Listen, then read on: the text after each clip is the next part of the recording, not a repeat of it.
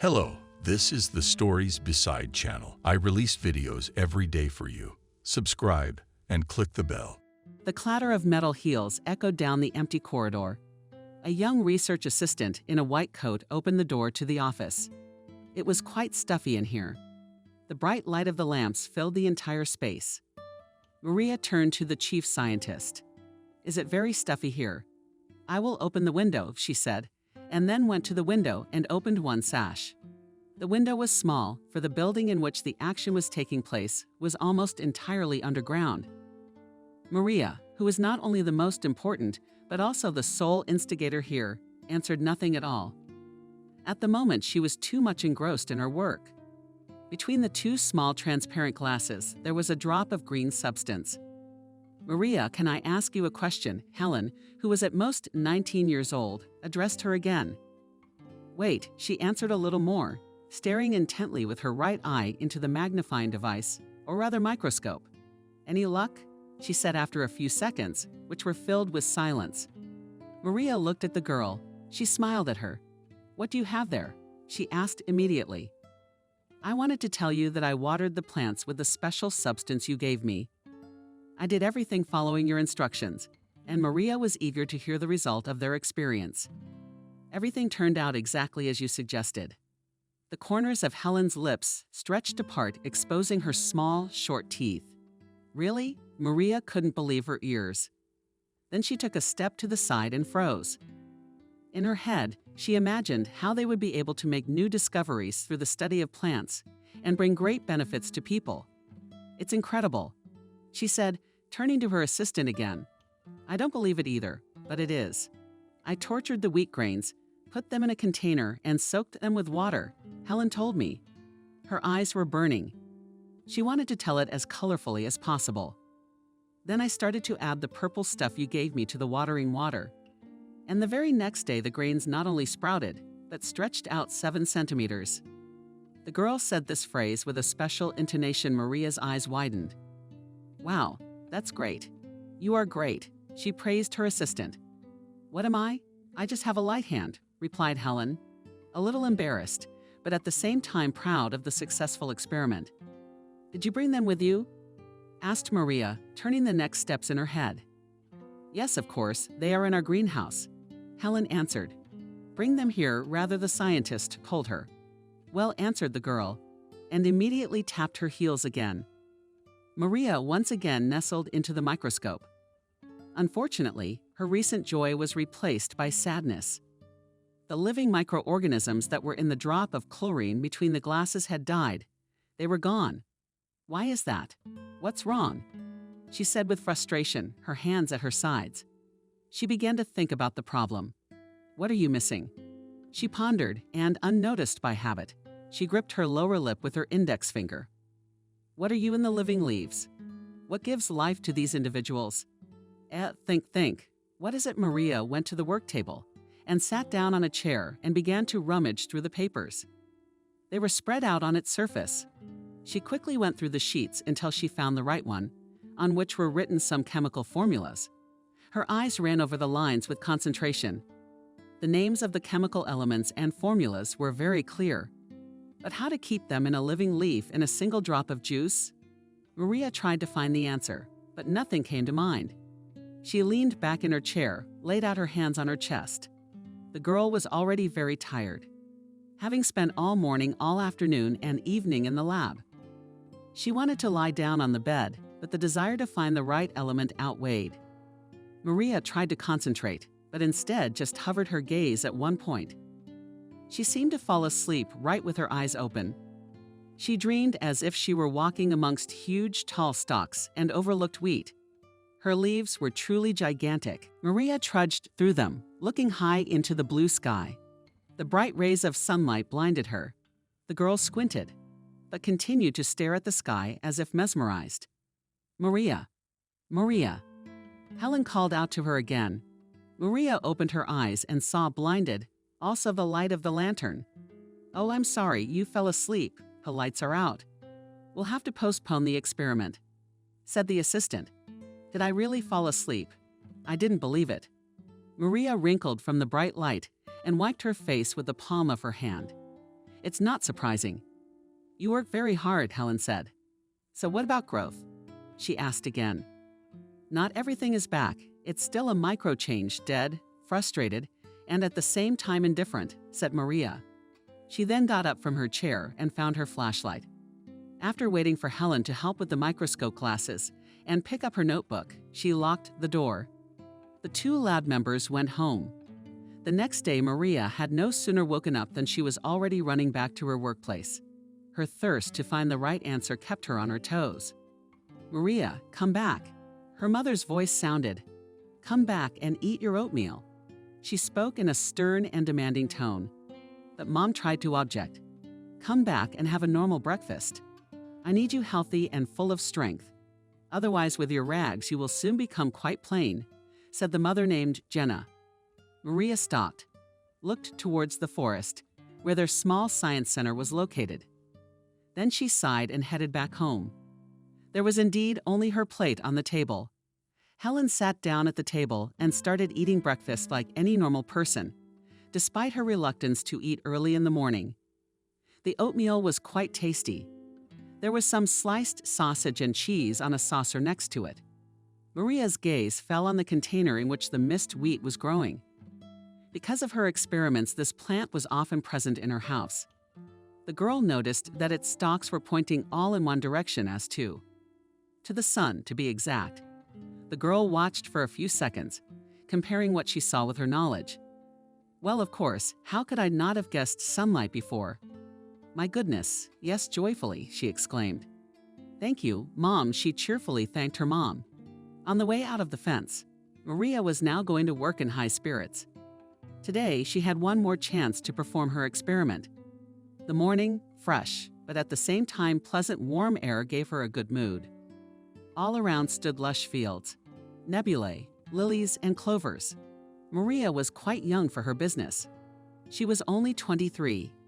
However, her passion for biology, and in particular, her irrepressible interest in plants, allowed her to grasp the necessary information very quickly and easily, to memorize the formulas and properties of each individual substance of plant origin. Thanks to her knowledge and skills, Maria was sent, or rather left in her native village, to carry out some secret operations.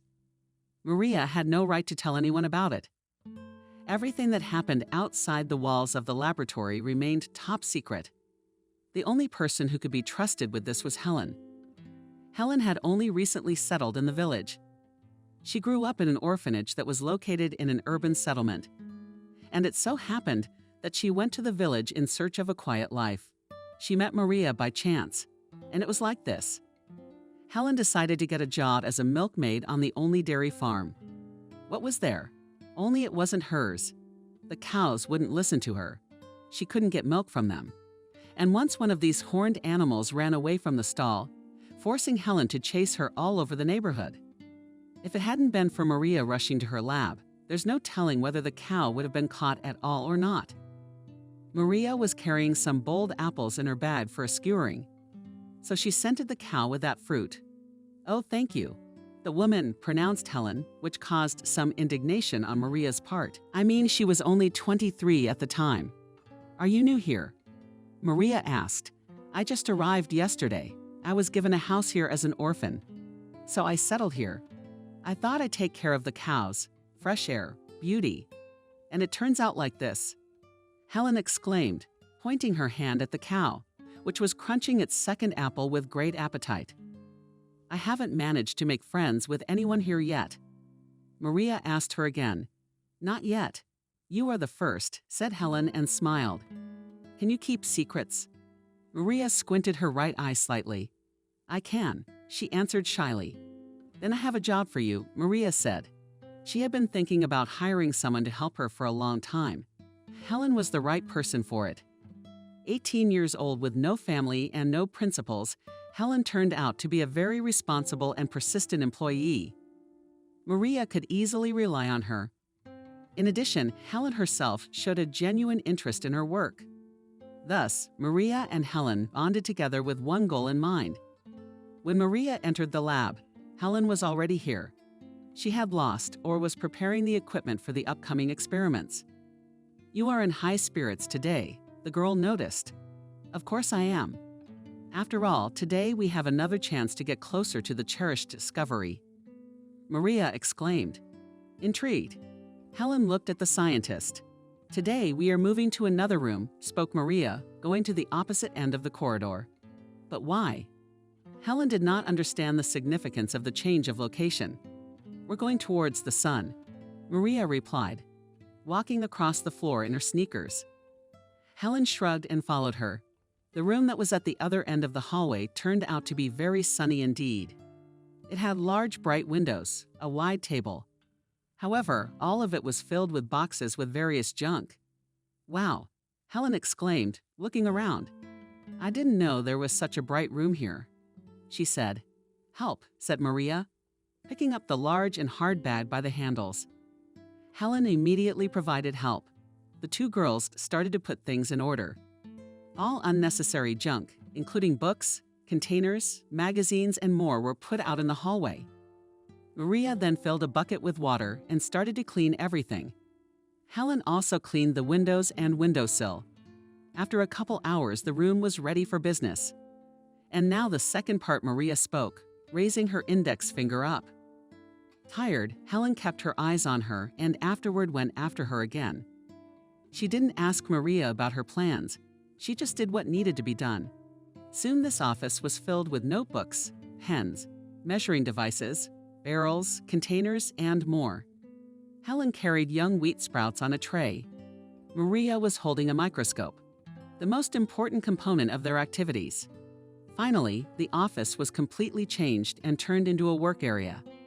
It was much more comfortable than the one before, and all because it had a large windowsill. 2 convenient tables and shelves, on which by the way, placed various additional devices. Well, let's begin, said Maria, putting on her head a special white cap, which perfectly hid the hair underneath. Where are our sprouts? She asked. Here they are, Helen answered, putting a container of them on the table. Great, she replied, after which she extracted one of them. She stuck a piece of green between the glass and then looked through the microscope. The microorganisms of the plant were alive and behaving quite actively. Maria then pondered for a bit. Then she took a bottle of purple liquid, took out a glass and dropped and between them 1 drop of this substance. Then she put it under the microscope again.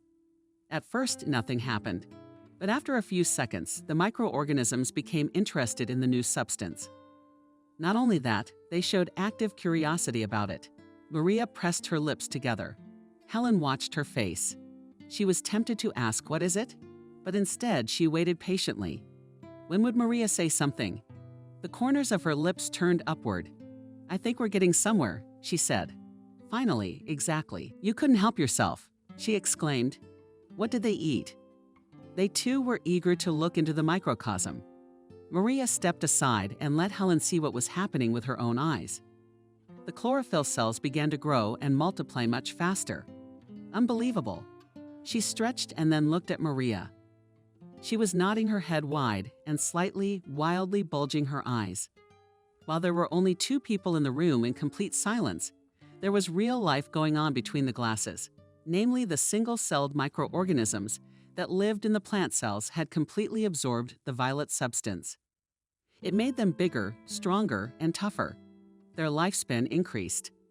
Now that the microorganisms had become more adapted to the artificial habitat, it was possible to move on to the second part of the experiment. But for that, they had to wait for the head office to send the necessary biomaterials. After the successful experiment, Maria together with Helen gently lowered their charges into the test tube and placed them in diffused sunlight. Maria then busied herself with filling out the necessary paperwork to record the events that had just occurred. After completing all the necessary formalities, Helen and Maria went to the veterinary station where they worked for all the villagers. None of the villagers had any idea that these 2 young girls were engaged in very important and necessary work. One day, when the working day was coming to an end and all the papers were already filled out, Helen asked her supervisor, Maria, "Don't you want to have a baby? It's just that you're all grown up now." "It's about time," Helen asked her. Maria thoughtfully stretched out her earring in her ear. "I hadn't really thought about it." Yes, besides, the doctors told me that I have a congenital pathology. I can't have kids, and even if I did, I don't think I'd be able to bear them. Maria pinched the right corner of her mouth. Oh, I'm sorry. Helen felt awkward. She didn't want to upset Maria any further. No, don't worry about it, she reassured her. I don't see anything wrong with it. To be honest, I wasn't really worried. It's God's will. That's Maria's answer. I admire you, Helen said. Not every woman can do that, she added. I can't. Maria laughed. I just live my life, and that's all. And what will be there? Let it remain a gift for me, she said. In these words was contained great wisdom with which not everyone can agree with. I'd, on the contrary, dream of having a child, Helen confessed.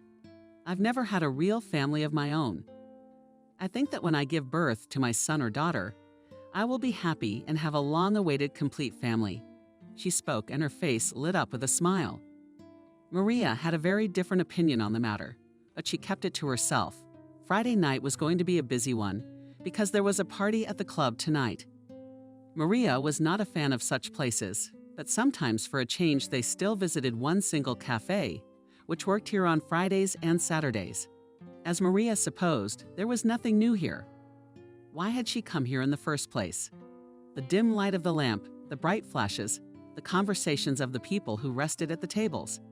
All this brought a strange longing to the scientist, who every time she came here, hoped that she could, as well as the others, to unwind and relax. But it did not happen. The girlfriends that sat next to her at the table were chatting about guys and intrigues that swirled around them. All this seemed to Maria boring and uninteresting. Scoring a mug of tea, which she customarily ordered in the cafe, she decided to go outside. Maria's friends didn't even seem to notice her leaving. They were too engrossed in their love adventures, and the evening was warm and windowless. It was already starting to get sniffly. It seemed as if someone big was bringing a huge invisible blanket to the ground, which would soon cover her whole. Maria stepped down the 2 steps that formed the wide porch and walked along the street. The light coolness was soothing and refreshing. There was silence all around, and only a little music from the cafe was heard. The girl thought that perhaps she was not of this world, since she was not interested in what girls of her age should be interested in.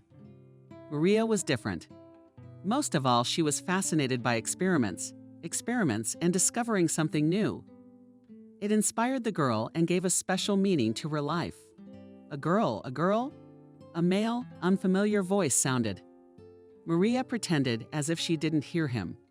Would you help me? I'm a little lost. The stranger continued talking, clearly wanting to make acquaintances. We got here somehow, answered Maria. You'll figure it out somehow, she said. Definitely angered the guy with her words. What kind of a person are you? And not compassionate, he declared, slamming the car door. The guy walked after the girl. The gravel, which was used to pave the roads in the summertime to keep them in shape, rattled beneath his feet.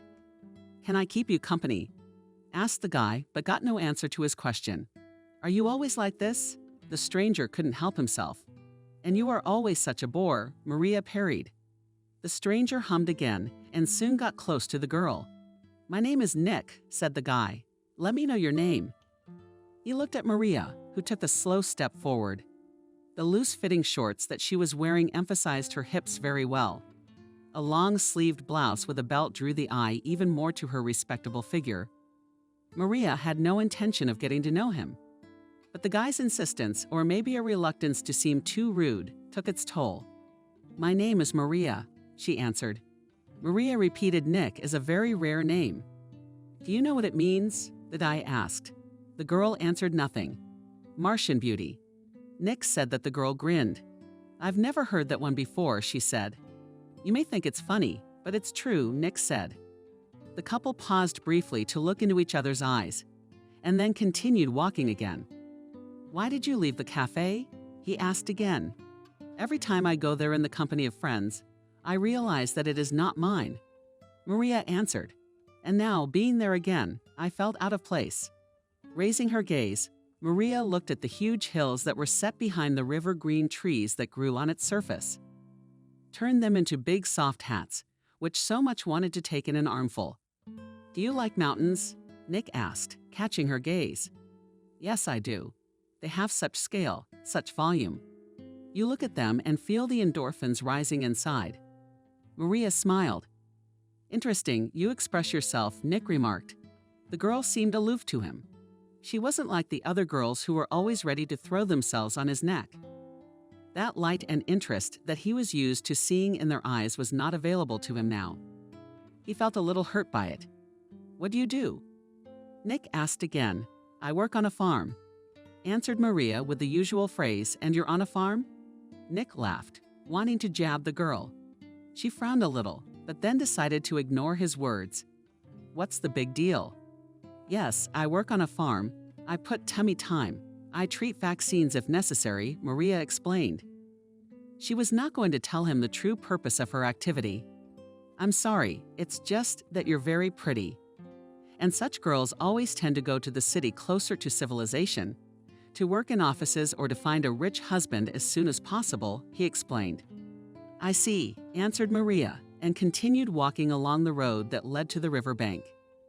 Here stood a small boat, on the sides of which on special boards were oars.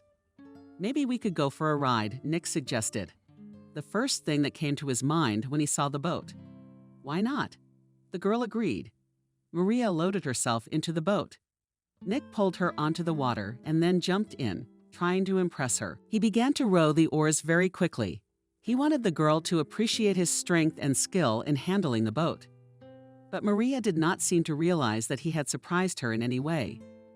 She looked at the water and at the circles that diverged, answered around.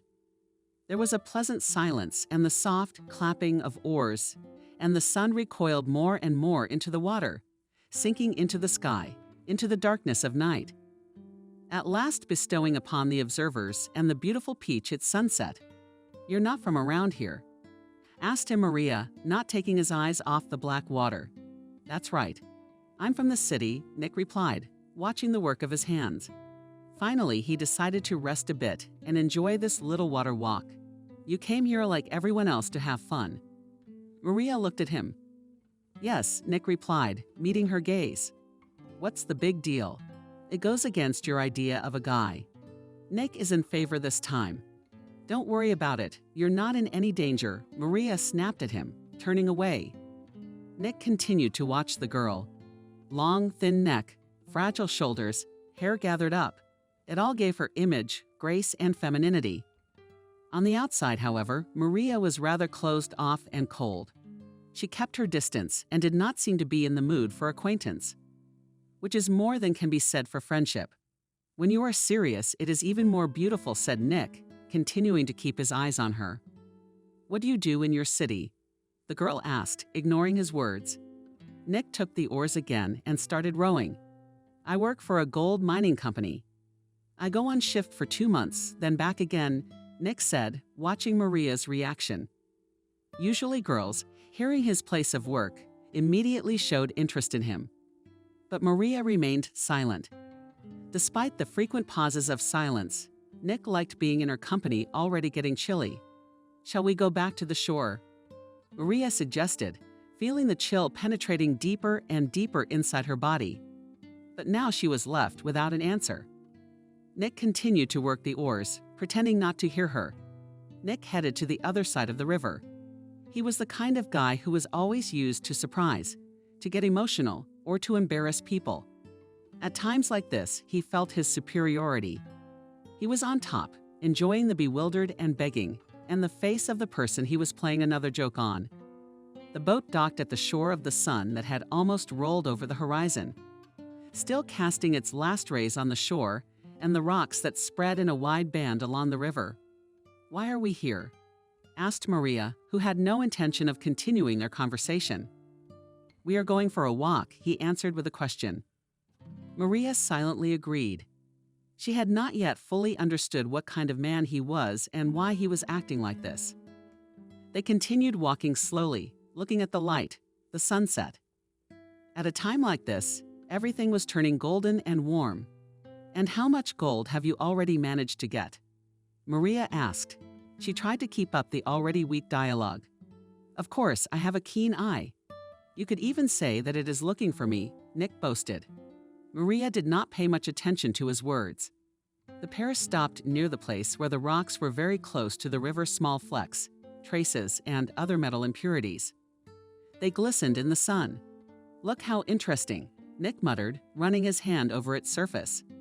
"And here it is," he added, running his hand into a small depression. In the next second, he had a small round shell in his palm. To be honest, at that moment, Maria couldn't hide her surprise. "What is it?" she asked with genuine curiosity. "Gold."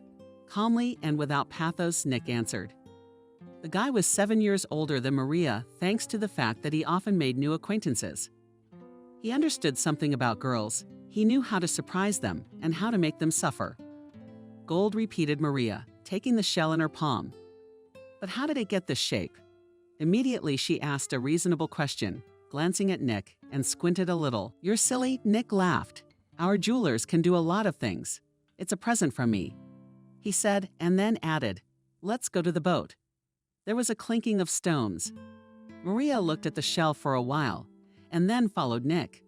The boat quickly docked on the other shore. Maria only thanked Nick out of courtesy for the ride, and handed him the piece of gold back. "Take it. I can't accept such a gift," she said. "Oh, come on." "I am from the bottom of my heart," said the guy, clenching her fist. At that moment, he looked into Maria's eyes. He wanted to seem sincere and real. Maria smiled then, thanking him once again, went home. Nick didn't bother to offer to escort her. She seemed like a silly girl, but she wasn't easy to charm. Nick gave her a look, then got into his car and drove away. The new work week began with a new assignment and new experiments. Now that they had obtained stronger and more resistant microorganisms that lived in the green juice of wheat, it was necessary to move on to the second part, namely to make the body with the help of chlorophyll to produce more blood cells. But this requires biomaterials, which the head office had not yet sent to the experiment. Maria was being very careful. Helen assisted the young scientist in preparing the necessary equipment. She laid out a list of all the necessary items, checked their working condition, and then turned to Maria. "Maria, everything is ready," pronounced the assistant in the white coat. "Very well," answered the main thing, without distracting from her work. Maria at this time was again doing the operation to create stronger and living green cells. Helen addressed her assistant again when she was done with her business. "Yes." Maria replied. "Helen, do you know who we will have as a human subject in our experiment?" she asked, checking the instruments with alcohol. Then she looked up at the girl and smiled slyly. Alas, Helen stretched out, not even guessing at the possible options. "No, you before you executed her, Maria." "I was surprised to interrogate Ta is how I did not give my consent." Immediately, she reminded me. "Then we read your employment contract again." Maria smiled and flapped her eyes. "Don't be afraid, it's not dangerous. I would have become a test subject myself, but someone should stay close by to help fix everything just in case." Maria said, "I never thought my life would end." That's how Helen said it. On her face, there was a genuine sadness and disappointment. "Helen, don't collect nonsense. It's not dangerous. Let's go," she ordered. Maria, stepping to the other end of the corridor. The laboratory consisted of 2 rooms and a long corridor. In one room, they worked with plants and conducted experiments. And in the other room, they filled out papers and thought about work plans. "You just need to drink the green juice, that's all. It's no big deal." Maria reassured her, holding out a glass with a liquid chlorine solution. Helen looked at Maria with a beaten cat look. "Drink. You will have to do this for 20 days. We will monitor your condition regularly. Let's get her up to speed." Maria got ready to write something down in a notebook. Helen drank 100 milliliters of juice. Her face looked as if she had been slurping the green slurry beforehand.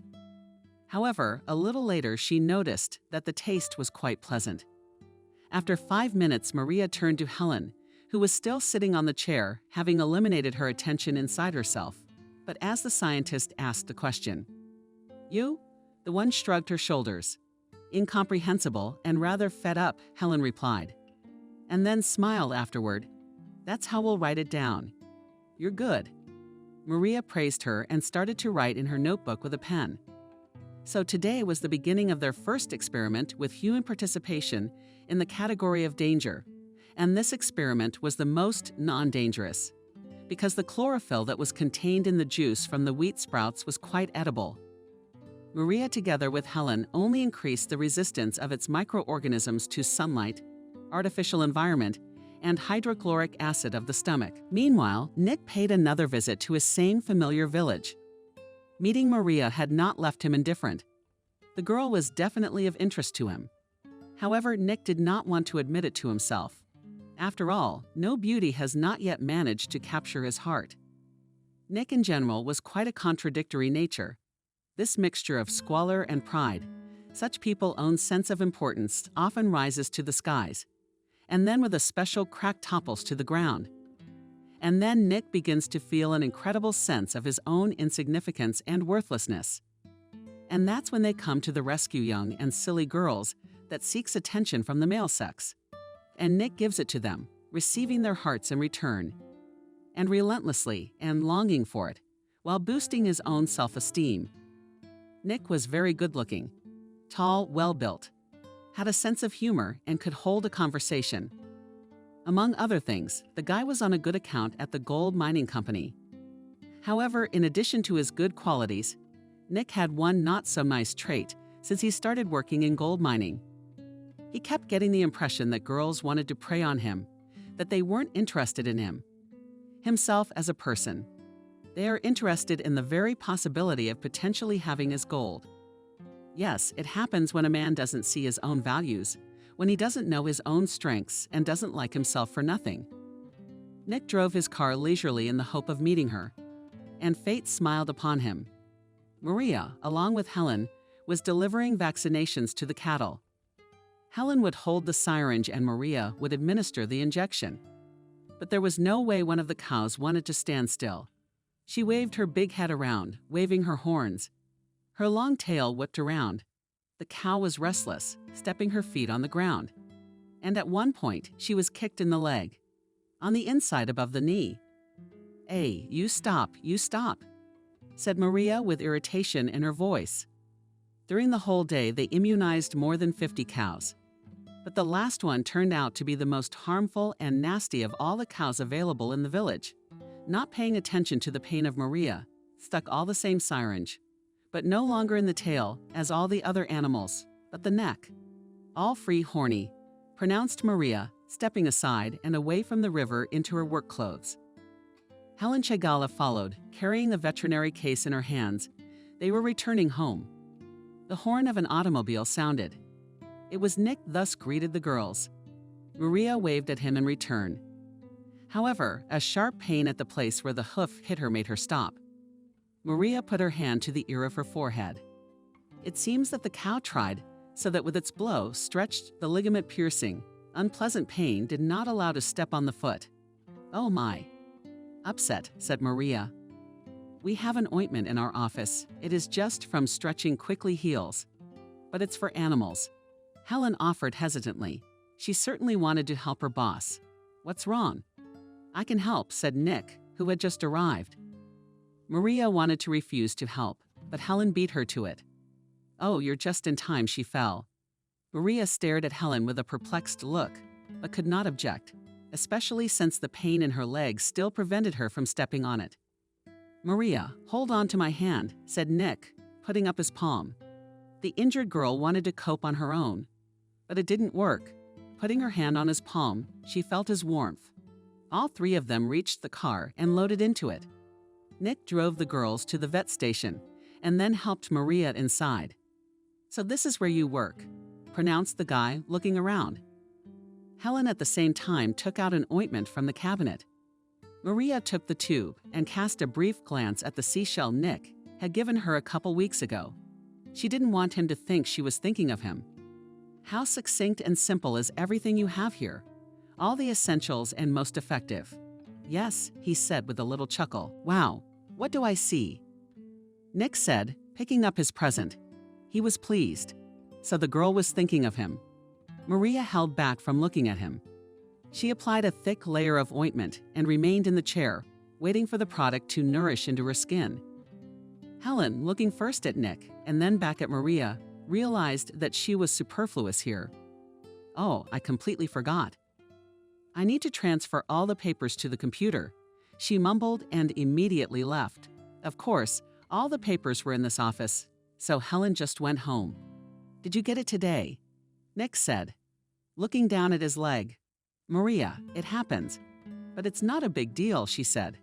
"Would you like to go for a walk today?" "Oh, sorry, or rather a ride," Nick suggested. Maria looked at him and realized that Nick was very handsome. But in spite of that, she refused.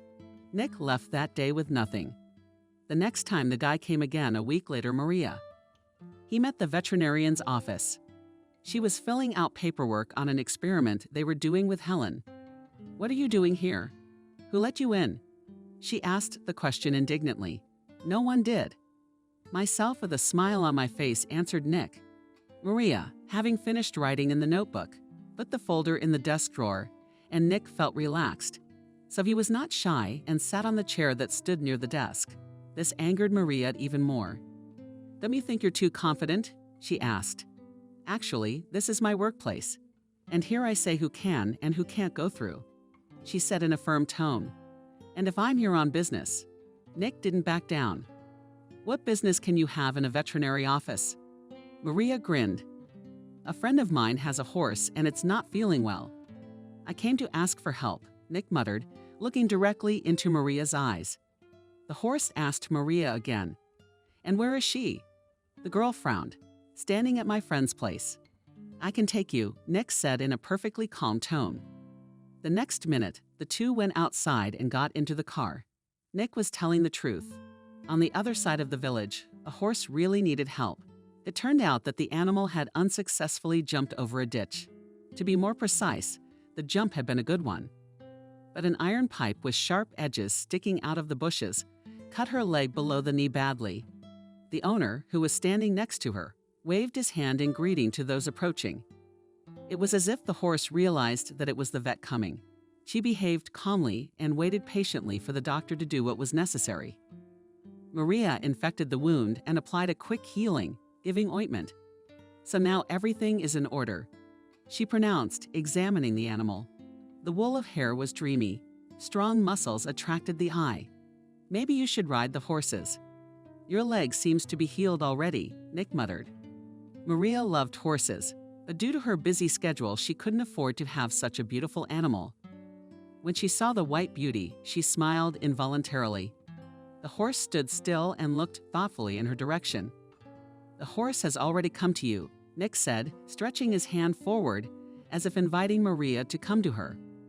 Even though the girl lived in the village, but she had rarely been on horseback.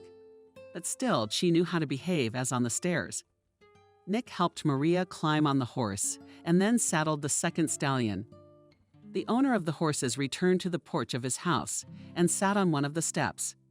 Watching the hooves, the horses getting farther and farther away from his buddies. Maria looked ahead. With her side vision, she could see the trees carrying everything back. The horse gently tossed her up and carried her forward. She had to hold on tightly with her legs. The wind mulled over her face, her whole body worked. This walk was a little exciting for Maria, for she had already forgotten what it was like to ride horseback into the wind. The girl wanted to turn around to see if Nick was far away from her, but the guy was to her right at the same moment. Emotions of joy overwhelmed Maria from the inside out. Looking at Nick, she laughed. "Do you have a good eye?" The guy complimented her. "Thank you." Maria thanked him too. At that moment, she forgot all her prejudice against him. She felt light and good at heart. She felt free and strong.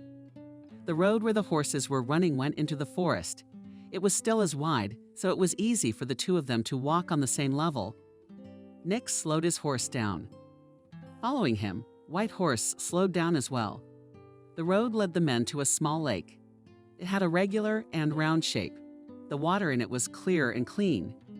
Fish could be seen splashing in the water and teasing the arriving guests. Nick strangely settled down to get the horses drunk. He first led his horse to the lake and then did the same with the White Horse. Maria at this time watched off to the side, large wiry hands. Holding the rope, they held it gently, loosely, and yet ready at any second to grasp it firmly. Nick carefully waited until the horses were drunk and then tied them to a tree that grew very close to the lake. Time drew closer to the afternoon sun. Gaining its strength, Nick decided to cool off. He took off his t-shirt and threw off his jeans. Without saying a word, the runaway threw himself into the water. The splash flew around. Maria watched in silence. She hadn't expected Nick to do that. Several minutes had passed. The circles on the surface of the water dissolved, leaving behind a smooth surface. But in the middle of the lake, a guy's head appeared. He dived out and immediately swam to the shore. Having got out on the ground, Nick thrust his chest forward and approached the girl. Maria remained in place. The guy looked up and down, as if he wanted to say, "Look how good I am." But Maria did not show him any emotion in response. It was like they were having a fight with their gazes. Who's going to fight over who? However, Nick interrupted this game with one jerk, pulling the girl tightly against him. His damp from the water droplets his body had silenced Anne Maria's row. She felt the coolness of his body, which in an instant began to be replaced by a huge blazing heat. The girl didn't show it, but she herself wanted to stay in his arms as long as possible. Her gaze stopped on his full lips. Nick froze in place and couldn't take his eyes off the pretty little plump lips. He wanted to taste them. Another second and the magnet worked. Their lips connected. They enjoyed each other for so long. How long was their breath enough? Spontaneous sudden rush and feelings were no longer possible to stop emotions. Something or somewhere deep inside swooped like a gust of wind on the quietest and calmest day. Hands greedily cradled in his body. I wanted to merge into one and dissolve into eternity. These sweet moments would have lasted forever. If it wasn't for the horse, who was worried about something, he stood on his haunches and began to roar. Raz frightened the local birds. Nick looked at the ground and saw a meter-long snake, what crawled a few centimeters from the legs of the horse. The boy reacted, instantly looking around the ground. He found a stick with a double end. Slowly, he squatted down and picked it up. Then, with that richly similar end, he pinned the snake to the ground. Nick carefully pulled out of Maria's mouth. She was bringing her hands to her chest, afraid it would cold-bloodedly sting the guy. Nick confidently and unhurriedly reached out with his other hand and took the snake by the head venomously, he said, looking the snake in the eye. Then he took a sack from his pocket and stuffed it in there tightly, tying it with a rope. Maria marveled at his act, his bravery and courage. "What are you going to do with her?" asked Maria, worried for the snake's life. "Nothing," replied Nick, tying the bag to his menu. "I'll let her out far away from here," said he, putting on jeans and a t-shirt. "Let's go," said Nick. "Get ready to help Maria climb up on the horse." After driving a decent distance from the lake, the young men released the snake and then headed for the owner of the horses. They returned already quite different. Now they were both connected by some invisible force. What makes people think of each other, dream, and long for each other? After that meeting at the lake, Maria's heart towards Nick melted. She stopped looking at him with arrogance and disdain. The girl herself was surprised at herself. After all, before had never been such a thing. All her love and interest was taken away by work. But apparently everything has its time, and what is written in the heavens must necessarily be realized on earth. Monday morning came.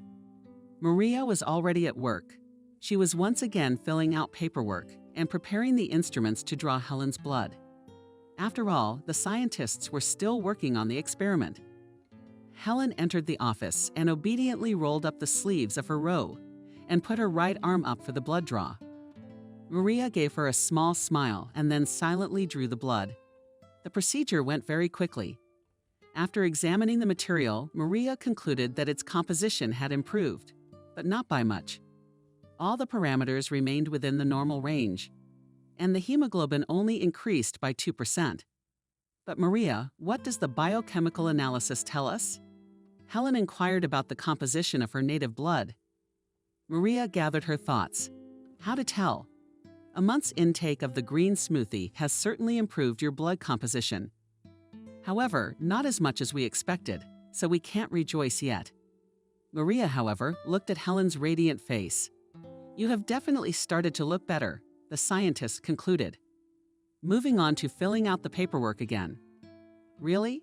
The girl ran over to the mirror and started examining her skin and blue eyes. A rich cushion of black clearly framed the celestial color as well. Helen smiled to herself and afterward looked at Maria with a sneaky glance. Thank you for the experiment, and I want to say that I wouldn't mind participating in it again. Helen lifted the test tube closer to her. I don't think we'll need any more experiments like this, Maria replied. We need to look for something more effective, she said and sank into a chair, full of thought. She was staring at the wall and didn't seem to see her partner at all. Meanwhile, Helen was contemplating her long hair, gathered in a tight bob on top of her head. A white uniform cap lay in her lap. Maria's face was a little tired, but despite that, it was still beautiful. High, full cheekbones, big round eyes, such expressive features of the face always attracted the eyes of not only the opposite sex, but also girls. But only Maria herself did not realize it. She was completely immersed in her work. It seemed to Helen that even Nick's advances could not distract her from this business for which she was here. Helen looked at Maria and involuntary thoughts began to enter her head. The girl began to compare herself to her. Was she prettier than her younger self? Or maybe more graceful? It was not for nothing that Nick had jinxed her all evening and then asked her to dance. I'm sure he's already realized that Maria is too boring and dry. In love affairs, he needs a girl, more lively, lighter, joyful, airy, like her, Helen. Maria. If we have no more tasks for today, I can go home, Helen asked. Yes, of course, answered Maria, waking up from her thoughts. Helen said goodbye and left the room. Maria got up from her chair, stretched herself out as high as she could, and then began to think about how she could achieve a more effective effect on the human body. Walking down the corridor from office to office, Maria racked her brains and thought of different ways. Finally, she came up with an amazing idea, and it should definitely work. However, Maria came to the conclusion that only she could become a test subject in this case of the solution that came to her mind, lifted her spirits, and inspired her to start working. She took action on her own, namely she tried to isolate a serum from chlorine that could be administered intravenously. The operation turned out to be quite painstaking and complicated. The first time didn't work out at all the second time. Maria mixed up the tubes with Phil's natural chlorine and with what they had already perfected with the violet substance. The third time, however, everything worked out just as Maria had planned. After a few manipulations, a transparent substance formed on the surface of the test tube. This was the necessary serum. Maria carefully collected it in a flask and then injected it into herself at her own risk. At the same time, Maria wrote everything down in her diary. She did not feel any special changes. Her pulse was normal. The blood pressure was also clear. She moved to her desk and went to her home. But finally, at least she came home early today, her mother said. Maria was a short and slender woman with a long red braid. She was very kind and open, as if life had always spoiled her with good people and warded off all sorts of troubles. Yes, early today. After all, the main work is over, Maria replied, walking into the kitchen. Her mother Jenna was serving chicken pilaf on plates. Maria felt very hungry. A whole plate she emptied in seconds. More refills, her mother asked, surprised at her daughter's appetite. Oh, no, Mommy, I think I will refuse. Maria said, patting her stomach. Nick didn't call you? Jenna inquired. Maria stared at her with surprised eyes. What are you looking at? The whole village already knows that you're dating him. She laughed. Maria almost choked on her tea, but held back. She calmly replied, no, he didn't. He's a nice guy. Take a closer look, Jenna said. He's working for gold.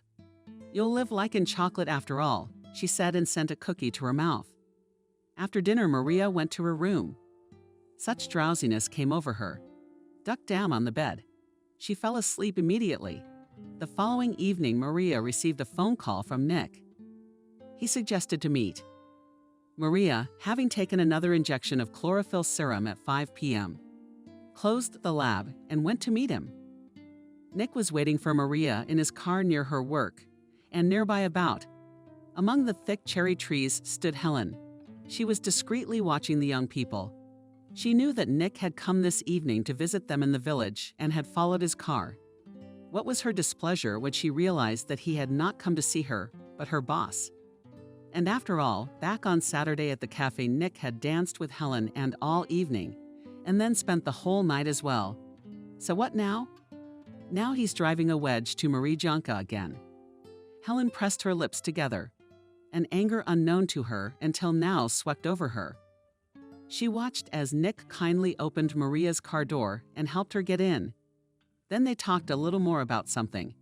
Then they exchanged kisses and drove off in an unknown direction. Helen gave the departing car a glance. She walked forward a little and then leaned her back against a trunk. The old birches in her chest were still ringing all the bells. How could she seduce him when he already belonged to her? Asked herself, Helen's eyes couldn't. Hot tears ran down her cheeks. The girl was not going to share Nick with anyone. That already, as she believed, had become her property. Meanwhile, Nick and Maria were driving along the river on a wide road. Then the sewing embankment changed to asphalt. Nick took Maria into town. He had prepared something interesting for the girl, namely a trip to a restaurant. Maria was worried that she did not look appropriate, but Nick helped her to fix the situation. Together, they went to a women's clothing store. Maria was even a little confused and wanted to leave. She was not prepared for such generosity on Nick's part.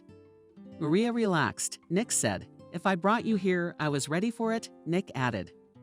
Comfortably seated on the soft and comfortable couch, the pleasant girl consultant offered Maria several options of dresses to measure each of them, and each sat on Maria. "Just incredibly beautiful.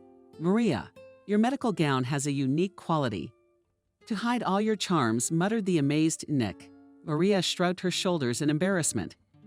It was not easy for her to withstand such a volume of attention and a man's frank gaze.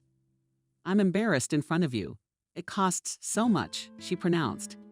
"Relax and be yourself," Nick said and pulled Maria against him.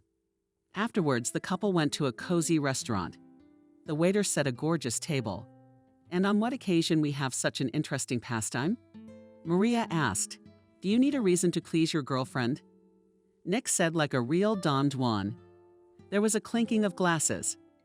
Ruby liquid spilled over Maria's branches, filling her with pleasant warmth and enveloping her head with soft weightlessness.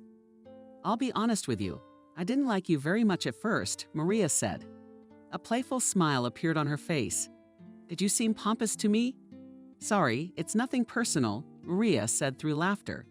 "What in jest?" Nick, who was not in the least hurt by Maria's words, had plenty of female attention in his life. If he didn't get it here, he would get it elsewhere. Delicious and appetizing dishes were eaten, drinks were drunk. Maria felt the effects of alcohol after a day's work. "Maria, did you turn my head?" Nick started talking. "I don't even know if I can make it 200 kilometers to your village." His eyes lit up with fire. He brought Maria's small hand to his lips and kissed it. "What are you implying?" "Sly?" Maria asked, still in the same playful tone.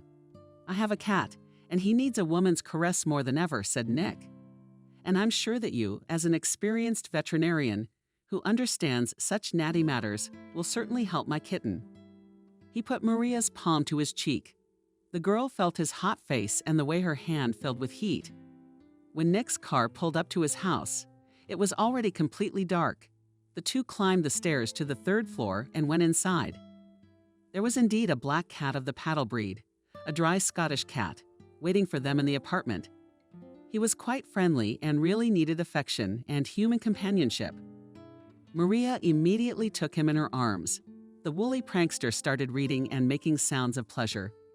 "You two socialize here, and I'll put the tea on," Nick said and went to the kitchen. "Is this as comfortable for you as it is for me? You can take my things." His voice came from the kitchen. There was a large full-length mirror in the hallway. Maria let go of the cat and looked at her reflection. Now that no one could see her, and now that the wine had washed away her over-criticism, she found that she was really very good-looking. Pulling back a dress the color of bitter chocolate, it was only emphasized by her long, graceful neck, clear collarbones, narrow waist and gorgeous hips. Maria raised her gaze to her face. Behind her stood Nick. He was admiring her dimly, and light unobtrusively filled the spacious hallway from the kitchen. Quiet music was coming from down the hall. Nick moved closer to Maria and put his arm around her waist. They swayed together in unison. Maria again wished it could go on indefinitely. The kettle clicked on, which meant that the tea party could begin. Maria did not want to rush things, and so reminded Nick of the kettle that had joined. The guy had to let the object of his adoration out of his hands and went to the kitchen. And the cat was still hanging around his feet, ready to leave puffs from sharp claws. The aroma of black tea filled the space. They sat on the sofa, sipping tea. An easy and casual conversation ensued between them.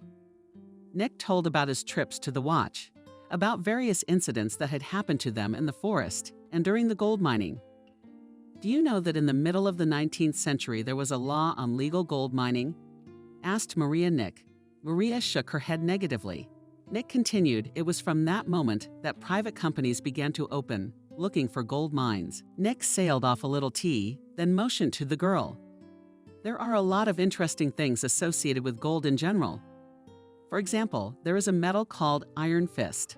Dan Wolfdan laughed. Maria, "Just like the name of the area in Asia Minor."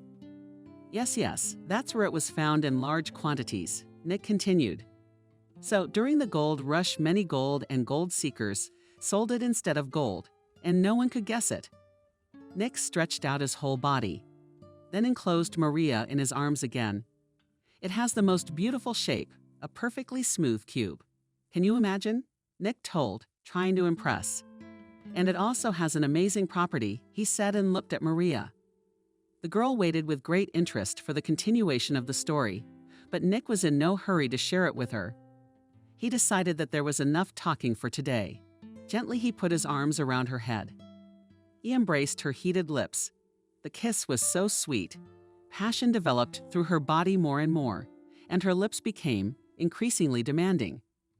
Maria drowned in Nick's embrace and was infinitely glad of it. God, how tender he was. The sensation was dizzying, and they could no longer interrupt the dance of love. Waking up early in the morning, Marianne stretched sweetly and pressed herself again against Nick, who was sleeping soundly. She began to trace different patterns on his back with her finger, then nestled her lips against his warm skin. Nick woke up and hugged her. It was the happiest morning of Maria's life, a morning filled with love and tenderness. The girl's gaze fell on the clock. It was time to get ready, because today was a working day. Nick in no way wanted to part with a warm pastel, and therefore Maria had to organize her own return to the village.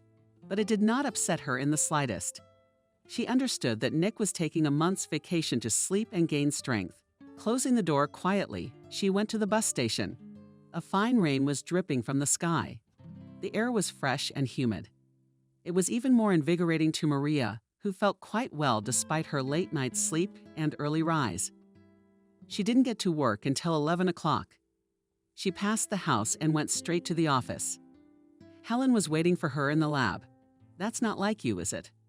Maria said, giving Maria a cursory glance. "You don't look like a lab employee either."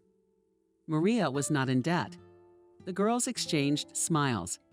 Maria put on a white robe, and Helen tried to sneak a closer look at her and find evidence that she had spent the night with Nick. Maria caught her slanted gaze. "What are you doing?" she asked. Helen could barely hold back from telling her what she really thought. Calmly, she answered nothing. "It's just that you're different today.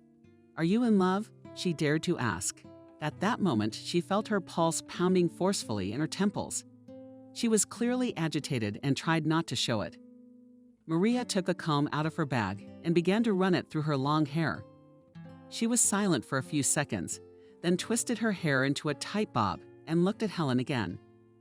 An interesting light played in Maria's eyes, and a smile lightly touched her lips. "Oh, Helen, I don't even know," she replied.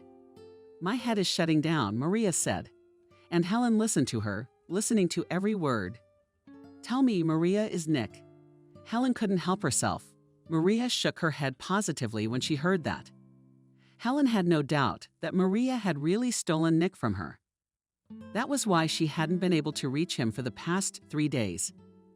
His phone had been unavailable the whole time. Helen's face darkened. She felt a heaviness in her chest. She didn't feel like asking anything else. Maria herself, however, kept saying something. She said that it was the first time she had ever been like this, that usually she always remained indifferent to the opposite sex. But here it was different, Maria said. And with these words, she irritated Helen, who had already risen from her chair and started moving stacks of papers from one place to another. She wanted to tell Maria to shut up and not say another word about him.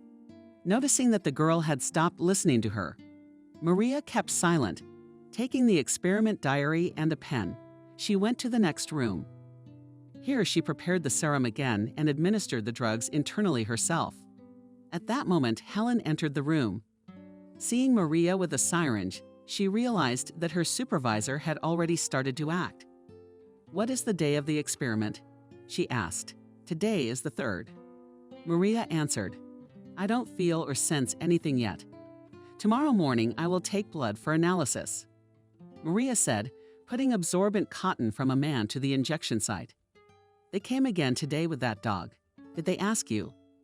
"I had to make up on the fly the reason for your absence," said Helen. "But you did all the necessary procedures," Maria clarified. "Of course," Helen replied, looking at her principal. She looked at Maria, and Nick, in whose arms she had not lived a short time ago, surfaced in front of her eyes.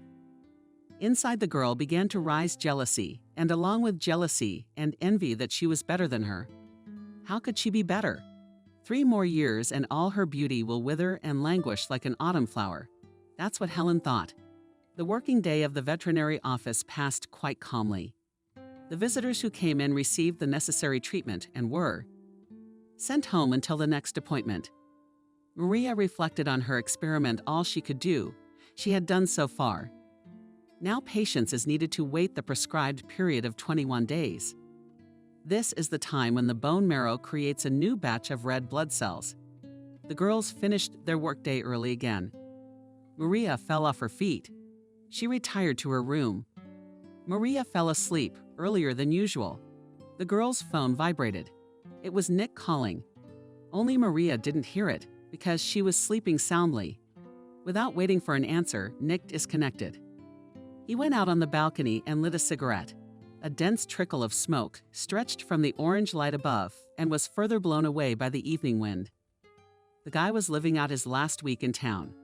On Monday, he'd leave again for another shift. He wanted to see Maria one more time. The girl had caught the guy's eye with her beauty and uncommon intelligence. She seemed to him smart and even too smart. But even for Nick, Maria remained a simple veterinary worker. To speak about her true motives for staying in the village, Maria was not going to. It had been a few days since the last time she had seen Maria. Nick had come to visit her a couple more times. The two of them had a wonderful time together. And then Nick went to the other side of the country to the Republic of Yakutia, where the mining of the precious metal took place. And Maria continued the experience after the first blood test. She found a significant improvement in hemoglobin, increased, the secretory cells became more mobile. This fact surprised Maria a bit because she always thought she was in great shape. Maria then took several samples of her own blood for further experiments. Several facts of interest to Maria needed to be established. For example, did the resistance of red blood cells to various external negative factors increase? Or maybe there are substances that contribute to their death? And all this very much interested the scientist. Maria literally with the head went to work. She began to study a lot of materials, write large texts in her notebook. She put something into the computer, made tables, and wrote down formulas.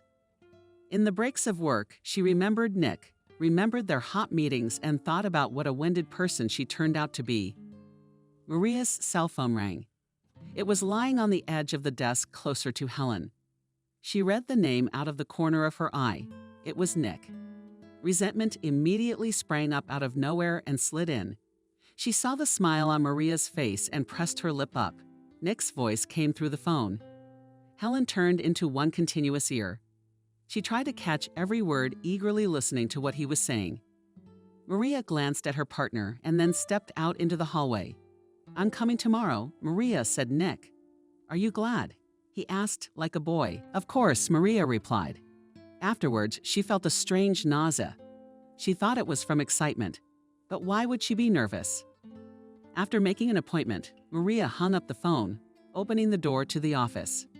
She was confronted by Helen, who was standing quite close to the door. "What are you doing?" Maria asked, but what Helen answered her she let pass her ears. Nausea had set in. Maria poured herself a glass of water and took a few sips.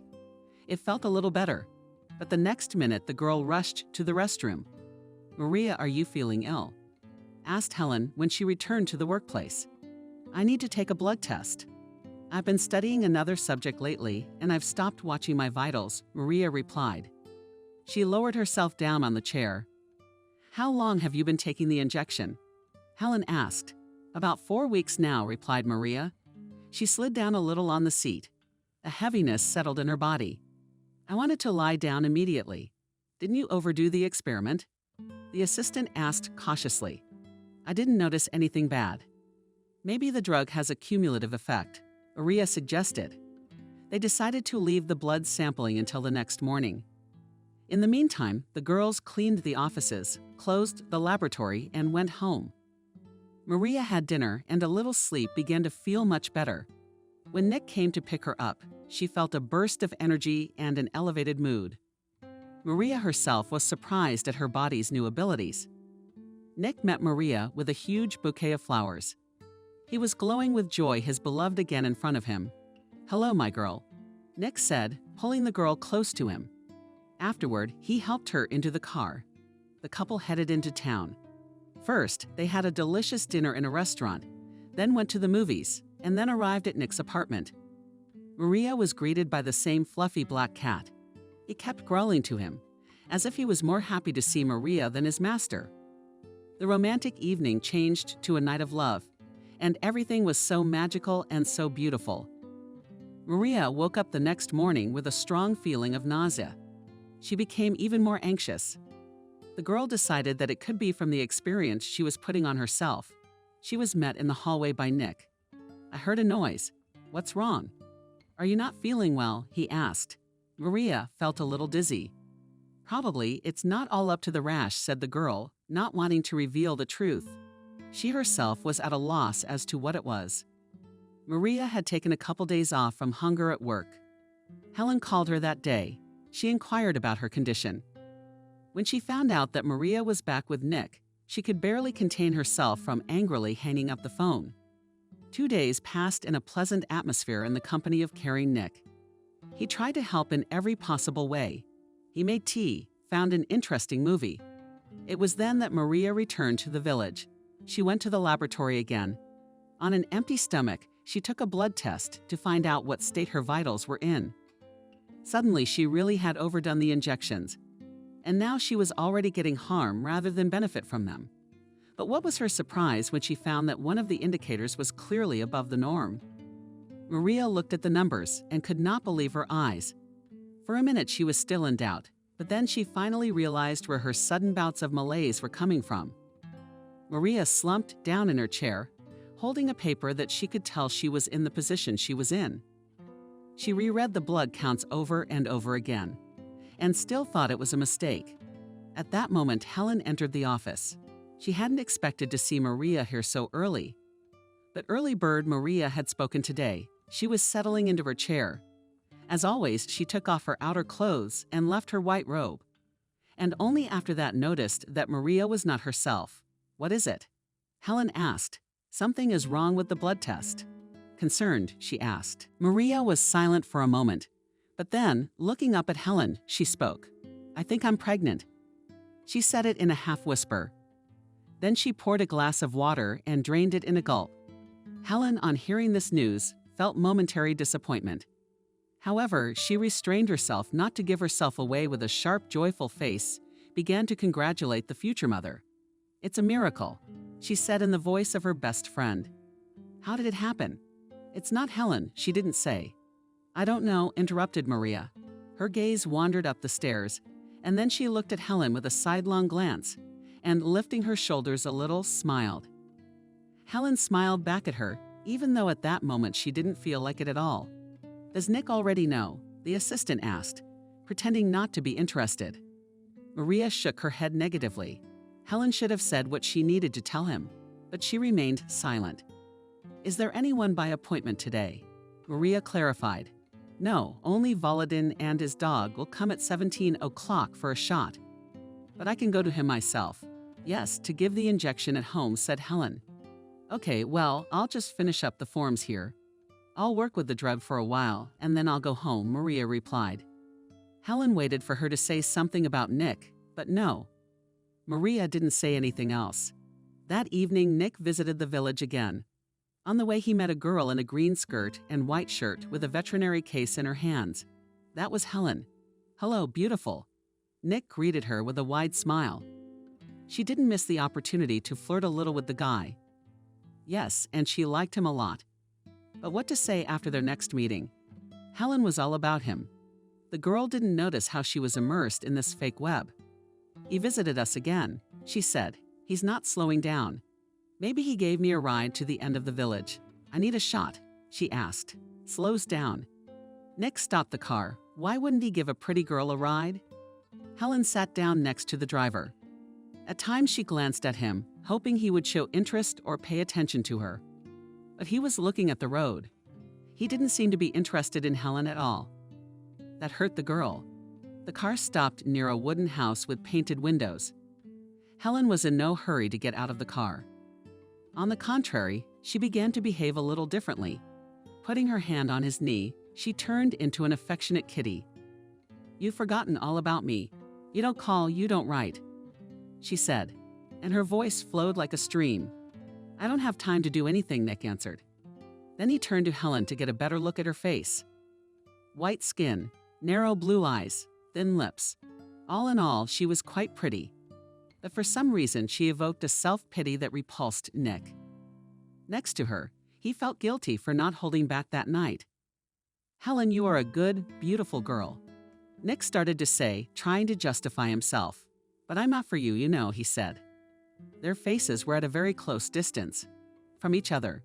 Nick's words, sharp spokes, pierced the girl's chest, but she didn't give up. On the contrary, her words awakened what they called her shadow side. Helen looked at him with a hard, greedy gaze and then believed in his lips. She clung to him with her hands and wouldn't let go. Nick tried to twist away to get rid of her embrace. When he was free, he pushed the girl away from him with force. He got out of the car, walked around her. On the other hand, afterwards opened Helen's door and asked her to get out. He could have thrown her out of the car, of course, but he had to admit that this sudden kiss had given him some pleasure. Helen, as if a brazen lioness, took her time getting out of the car, lingering a bit in front of Nick. He did not look at her. Afterward, she went about her business. Having come to his senses, he started the car again and drove towards Maria. The girl met him with a puzzled look. Nick, however, didn't notice anything. He was used to the girl behaving this way quite often. At first, according to Maria's assumption, they wanted to go for a walk. But at the last moment, Nick remembered about Helen and changed his mind. "Maybe we'll stay at your place for a while, and then we'll go to my place in the evening. I've rented a house nearby, by the way, so I can see you more often. So we can take our time," Nick said, putting his arm around Maria's waist. Really, Maria was surprised. She was pleased that Nick had gone to the extra expense for her. Maria's mother showed up in the hallway. She stopped, rubbing her hands together. "Why aren't we going through? Are we standing on the threshold?" she asked good-naturedly. "Maria, did I teach you to treat guests like this?" Everyone laughed. "Come in. I cooked delicious cutlets with her, tastier than a sneak," said Jenna, inviting everyone to the table. Maria's father was home too. All four of them sat down at the table. Nick did not expect at all that today he would meet Maria's parents so easily. The dinner was held in a beautiful atmosphere. The guests ate a delicious meal and praised the hostess. Maria also emptied his plate with great appetite. "And you, Nick, what are you doing? I can see from you that you are a serious guy," Maria's father said. "I'm on watch and work on gold," Nick answered briefly, putting another portion of salad. Eat up, all fresh from the garden," said Jenna. happy that her dishes were appreciated. "Gold is good. It is always appreciated," replied Maria. Laughing a little, Nick had some thoughts. What if they villagers are just waiting to marry off their daughter to rich fools? It occurred to him, but he hurriedly dispelled these bad thoughts, especially because Maria was so beautiful and so sincere next to him. After a hearty dinner, Maria and Nick went for a walk. Summer was coming to an end. It was August 25th. The cherry trees slowly began to yellow and shed their leaves. The sun's rays acquired a rich peach and chain. The couple walked leisurely along the asphalt sidewalk. In some places it was already broken, in some places it was replaced with earth. However, the bushes, acacias, and apple trees planted on the sides of the sidewalk created their own unique landscape. It was pleasant to walk in such a place. "I have news for you." Maria started a conversation. They walked, holding hands. Interesting. Nick paused to look at Maria. Her face was mysterious and dimples formed on her cheeks. "Come on, tell me about it," Nick said without shadows. "I don't know how it happened. Apparently, God did it that way." Maria began to speak. "Anyway, we're going to have a baby," the girl said. Nick was stunned. This news fell on him like snow on his head. "I just heard you. Are you expecting a baby?" he asked again. "You and I are going to have a baby," Maria repeated, and her eyes widened even more. Nick was taken aback. Despite his unpreparedness, he saw Maria and expressed his joy about it. He didn't fully understand what it all meant yet. However, he knew for sure that he was not at all ready for this turn in their relationship. "It's great, of course, but so unexpectedly," Nick admitted. "You were scared," Maria laughed. Did she make Nick feel vulnerable with her question? "No. Why would I be afraid?" he answered. Maria was always a little ahead of him. She was braver, more open, and knew better than him what she wanted out of life. That's what she touched him, and at the same time kind of drove him on and urged him on. Next to Maria, Nick felt that he needed to move forward. He needed to evolve. Nick really experienced all this with Maria, but at the same time, he was a little confused by the speed with which their relationship was developing. As if someone had already thought of everything for him, and he had to act according to the already prepared scenario. The walk continued as before. Leaves continued to fall from the trees. The sun continued to move westward. After this meeting, Nick became more sensitive towards Maria, more attentive and more caring. "I wish, of course, that things were a little different, that you and I could have been a little more carefree, met each other," Nick said, hugging Maria around the waist. "Well, that's the way it has to be," Maria replied. She kissed Nick. After this meeting, Maria began to think about their future life. She thought about getting married and thinking about living together. The next meeting, she shared her desire with Nick. At first, Nick was flattered that a girl like Maria wanted to marry him. But later he began to think more and more that Maria wanted to profit from him. Did Maria deliberately make up the pregnancy story just to get his money? That's what Nick thought. He thought that Maria, like any other country girl, wants to marry a city boy who also works for a gold mining company. Are we in too much of a hurry? Asked Nick a ridiculous question after hearing the wedding proposal. "In a hurry?" questioned Maria. "Are you laughing?" And the girl laughed. "I wouldn't want the child to be born out of wedlock," Maria explained her position. "And besides, did I mean as much to you as your girlfriends in the past?" she asked angrily. "No, not at all," Nick hastened to comfort her. He couldn't tell her openly about his fears, but he couldn't trust her completely. Back in the city after a week in the village, Nick thought hard. In a matter of months, his life had changed completely. "You know, that's the way it is," said Nick, telling about his difficult situation to an old friend.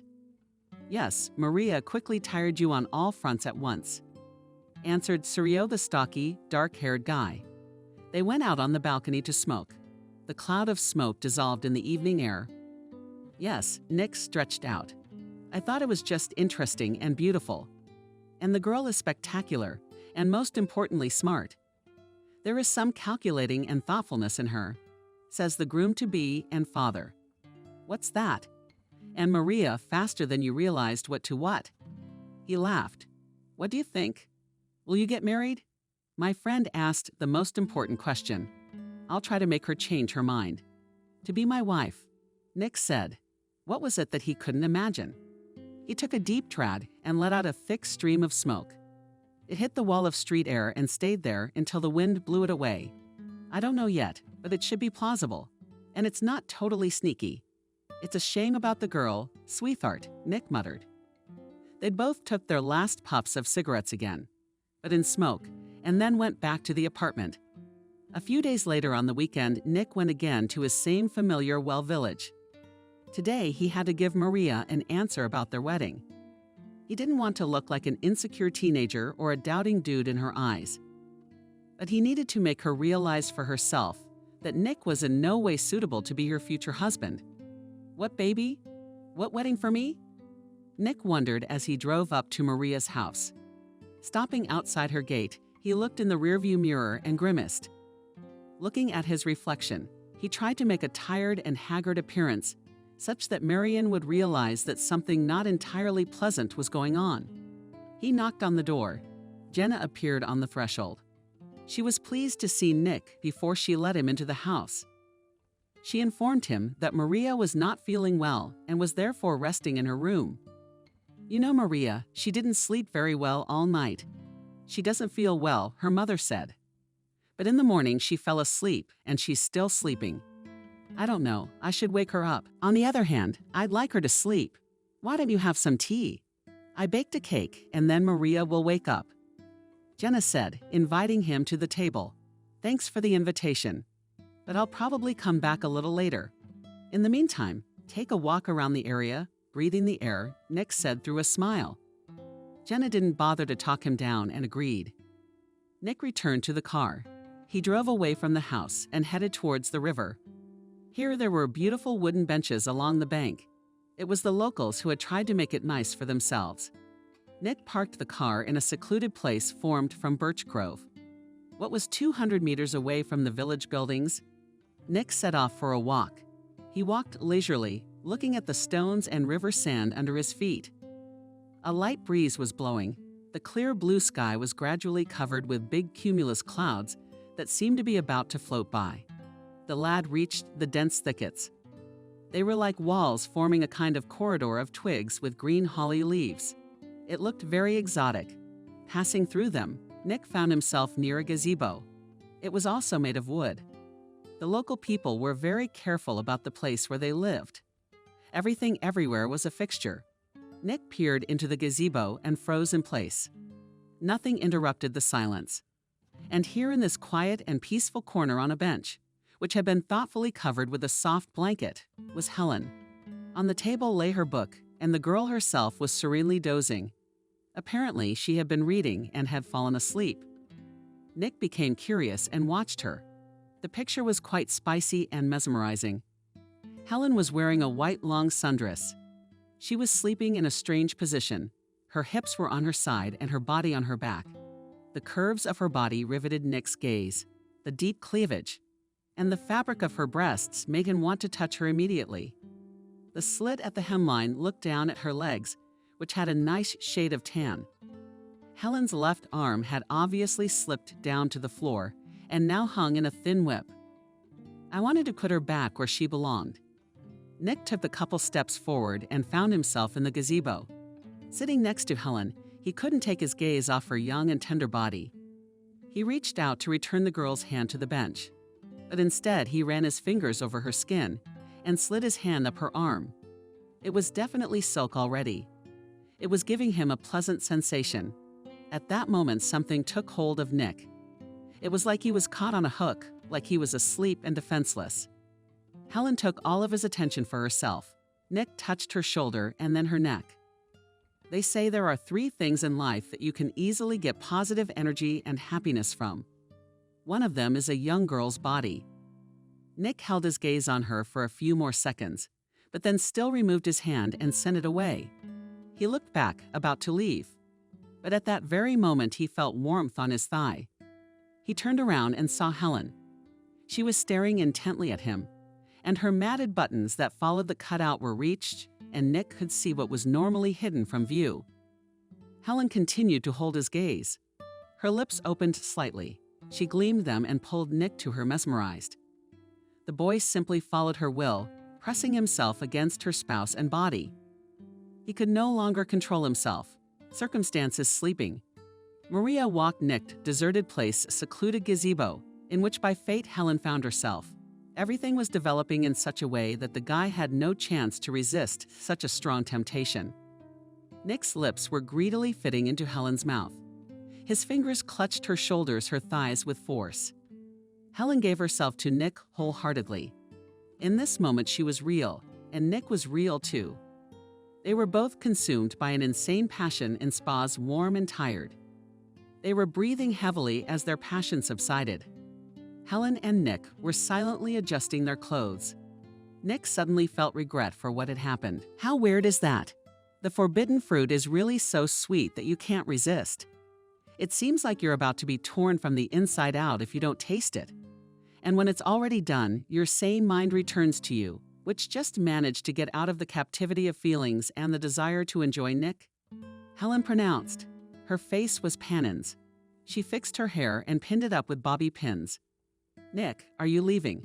she asked, seeing that Nick's gaze was heading towards the village. "Len, I don't know what he is. It's kind of crazy," the guy said, running his right hand through his hair, cut almost to nothing. "Are you going to go see her?" The girl asked again. "Len, don't start." You know very well that at this point Nick was silent. He wasn't really going to marry Maria. "I love Maria," Nick said suddenly.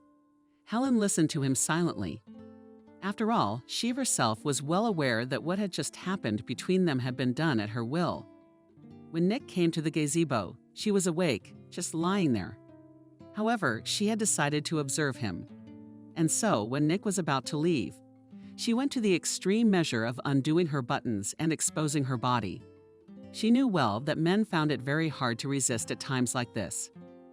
"But if you really loved her, you wouldn't have stayed with me now," Helen objected to him. "Helen, whose fault is it that you are beautiful?" He asked her a question, but he didn't wait for an answer. Having apologized to her, just in case, Nick said goodbye and went out of the gazebo. He walked quickly and without turning around.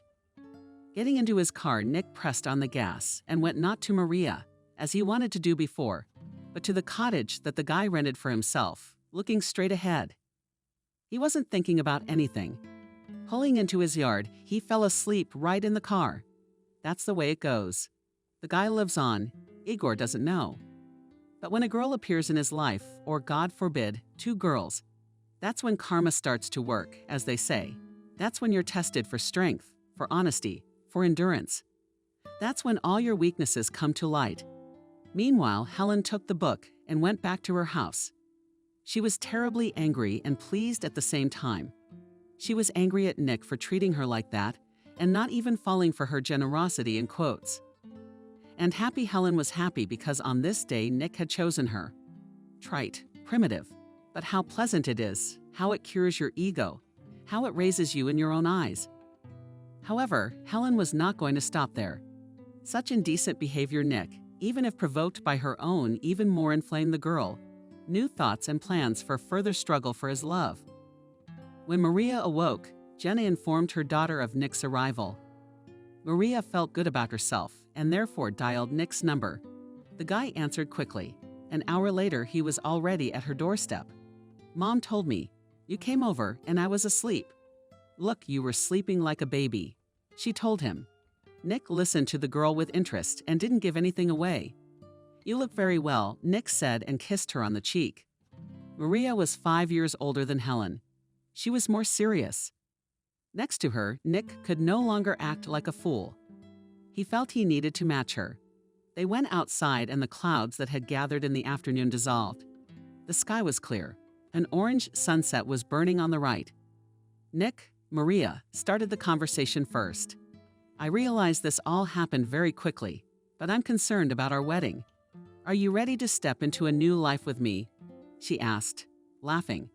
She tried not to put too much pressure on the guy, but she wanted to get an answer as soon as possible. Nick stopped. He looked into Maria's eyes. She was all pure, bright, and in a way it seemed even the naive Nick wanted to tell her the truth, to tell her that he was not ready, that the wedding was not in his plans, that he was not worthy of her and would hardly be a good father. But instead, he said Maria. He repeated her name. Well, of course I'm ready. I'm happy to be with you, and I'm ready to marry you tomorrow, Nick said, and found himself confused. Now he had already given his consent. The couple continued to walk forward. Maria's eyes were burning. She was filled with happiness and joy. But the same could not be said about Nick. He felt confusion, anxiety, and regret for what had fallen on his head. A large and gray mass of guilt loomed over him for his irresponsible behavior during the outing. Nick and Maria agreed on the date of the wedding, and also on the day when they would apply to the registry office. And afterwards, Nick accompanied Maria to her house and left for his own place. That night, Helen could not sleep in her head. The thought of tying Nick to herself with the help of pregnancy. What if Maria did the same thing? The girl could not wait until morning to go to the store to buy a pregnancy test. The whole week went by as normal. Maria worked together with Helen. Nick was still living in the village, being on vacation. The following Monday, a not-so-pleasant letter arrived from head office. It informed them that their small branch office, their laboratory, would now be located in the town itself, with staff recruited from the head office's internal staff. Maria read the letter to the end. She didn't want to believe it. It couldn't be that a person's fate was decided by one letter. The girl lowered her hand with the sheet. She looked around the room they were working in once. The meaning of her life had been interrupted. What a shame. That was why it was necessary to have backups. Maria, what happened? Asked Helen, seeing the pale face of the executive. Maria was silent. What is there in the letter in this you have no face? You should not be worried at all now. Concerned, said Helen, who mentally hoped for another. They wrote that our base is no longer needed, too costly, inefficient, and unprofitable, explained Maria. And then she took a deep breath and exhaled sharply. So we are now unemployed, or what? Helen asked. The first thing that came to her mind. Well, why we will be paid a salary for 3 months, and then we will, as before, work in the veterinary office? Answered Maria from the movie. On the back of the chair, Maria was looking at the wall and thinking about something. Helen also stopped going through the papers and stared into the void. However, it didn't last long. An unpleasant emptiness in her stomach forced Maria to take out a yogurt from her bag. Helen remembered Maria's position. Maria, I'm sorry to ask about something personal, but Nick knows about the pregnancy. Helen dared to ask. He knows, Maria replied, realizing that soon the village would be talking. It's a pity that the child will be born without the father's surname. Helen said, deliberately wanting to hurt Maria. For some reason it is. On the contrary, Nick and I decided to get married, answered Maria. That spoiled her morning. For a couple of seconds, Helen was in a stupor. She swallowed the news with difficulty. When she came to her senses, she put a smile on her face. She did. Congratulations, that's so great, Helen said, trying to hide her indignation. Yes, Nick is a very responsible and caring man. I'm sure that in a family he will reveal his qualities of a father and a husband even more, answered Maria. At that moment, her face lit up with light. Yes, Helen replied, nodding her head. I'm sure his love will be enough for more than one person. She said, what do you mean? I didn't understand, Maria, her statement not only on you, but also on your children. Helen squeezed herself out. The bell rang, signifying that a patient had arrived. The girls went to the waiting room. It was a neighbor. He had brought his pet dog with him. The veterinarians got to work. Already close to evening, Maria entered the laboratory again. She looked at the preparations, the instruments, the flasks, and the wheat sprouts. It turns out that now all this is absolutely useless. How could it be? However, Maria could not leave this case. After all, she did it not only because she was paid for it. She herself was very interesting to conduct experiments and tests, to study something, to discover new things, to watch and puzzle over how to arrange this or that result. And we went into the devices. Maria Yu took her study and then went home. The next morning, she had her blood drawn again. The readings were slightly below normal. The scientists wrote it off as pregnancy, so she didn't pay much attention to it. The next month passed in business and in preparation for the wedding. Maria's mother was preparing the menu and guest list. A toastmaster was also cast, who had an incredible ability to amuse the guests. Maria traveled to the city to pick out a wedding dress. At times, Maria thought that the laboratory was closed just in time, because there was almost no time left for everything at once. However, she still continued to grow wheat and keep track of the microorganisms that lived in the chlorophyll and fed on purple substances. To improve her qualities once Maria didn't feel well at all. It was a normal working day. It was October. Maria was delivering inoculations to livestock. She felt quite well. However, after lunch, on her way back from the farm, where she was delivering vaccines to local cows and goats, she felt slightly sick. The girl wrote it off as hunger. However, after a short time, she realized that her eyes were getting darker and the ground was getting out from under her feet. One more second, and the girl would find herself lying on the ground. And only Ivan, who was returning with her to the office to buy pills for his household, managed to catch Maria's body, putting a bag under the girl's head. He immediately called an ambulance. The paramedics arrived and wanted to put her on a stretcher. But at that moment, Maria came to her senses and flatly refused to go with them to the hospital department. However, Ivan insisted. "Maria, in your position is not proper to exercise." He said he inclined the girl to go with the nurses. And Maria agreed. "All right, just for your peace of mind," she said in a weak voice. Maria realized that there was nothing to worry about. It was only temporary. She just needed to eat and rest a little. But the doctors who took the tests gave the girl disappointing results. A doctor from the local hospital has approached her. "Based on the data, I would strongly recommend you to be examined at the city hospital. Some points worry and excite me," she added. "As someone who works in a related field, do you know what I mean?" Maria nodded her head, but did not panic. The wedding day came. One of the most exciting days in every girl's life. Her friends were helping the bride-to-be to arrange her hair. One of them used to work as a hairdresser in the city. Obedient curls were evenly arranged in curls, framing the face in waves. Then her friend took half of her hair and fixed it at the top of her head. It looked pretty nice. And then she let out a couple of strands on the sides of Maria's face, finished with a hairstyle and decorated it with an abbot with a small crown. Maria looked at herself in the mirror. She definitely liked her reflection in the bride's attire in the photo white dress and on her head. She looked like a magical fairy hiding in the long sleeves of her dress and endless love and kindness. Meanwhile, Nick was still contemplating how he could avoid getting married tomorrow. He could not tell Maria directly to her face about his unwillingness to become a husband, so he was still tormented by it and suffered. At the appointed time, the guests and the protagonists of the wedding arrived at the registry office. Being people of little faith, they decided to name the church the marriage palace that was in the village, that looked very, very modest. It looked more like a big hut with wooden walls and roof. In the hall gathered guests, friends, relatives, as well as parents of the future bride and groom. And here Mordovia drove up, while it arrived father and mother with Maria. Jenna walked into the registry office building. First, Maria helped to get out of the car of his daughter, and then offered her his hand. Maria took him under the elbow. Together, they staggered toward the doors of the registry office. Maria's chest rose up more and more often. Either from excitement or because of her position, she was short of air. The doors opened and a neat foot in white shoes crossed the threshold. There was silence, which was interrupted by the rustling of the guests, who began to rise from their seats, greeting the bride. Maria looked up and saw the registrar of the ceremony and Nick's parents through the half-transparent robe. But there was still no Nick himself. Maria was calm, however. She knew he would come. The clock struck exactly 12. Everyone was gathered. Maria felt her father's hand squeeze her palm a little harder. They looked at each other.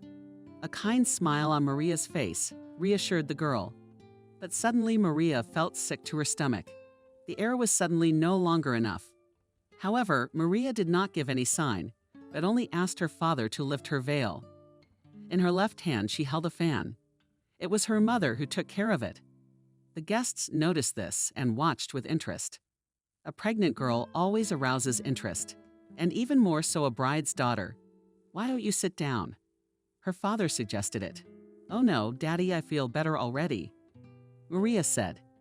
Before her eyes were dark spots, but soon they disappeared, and Maria's condition returned to normal. There were whispers in the hall. Another minute of long waiting, and the doors of the registry office opened. Finally, Nick appeared. A smile involuntarily appeared on Maria's face. However, in the next moment, it was replaced by puzzlement and further confusion. Nick looked rather strange, if not even worse. He was wearing black pants that were clearly not his size, and the white stripe that ran along them gave away their ancient age.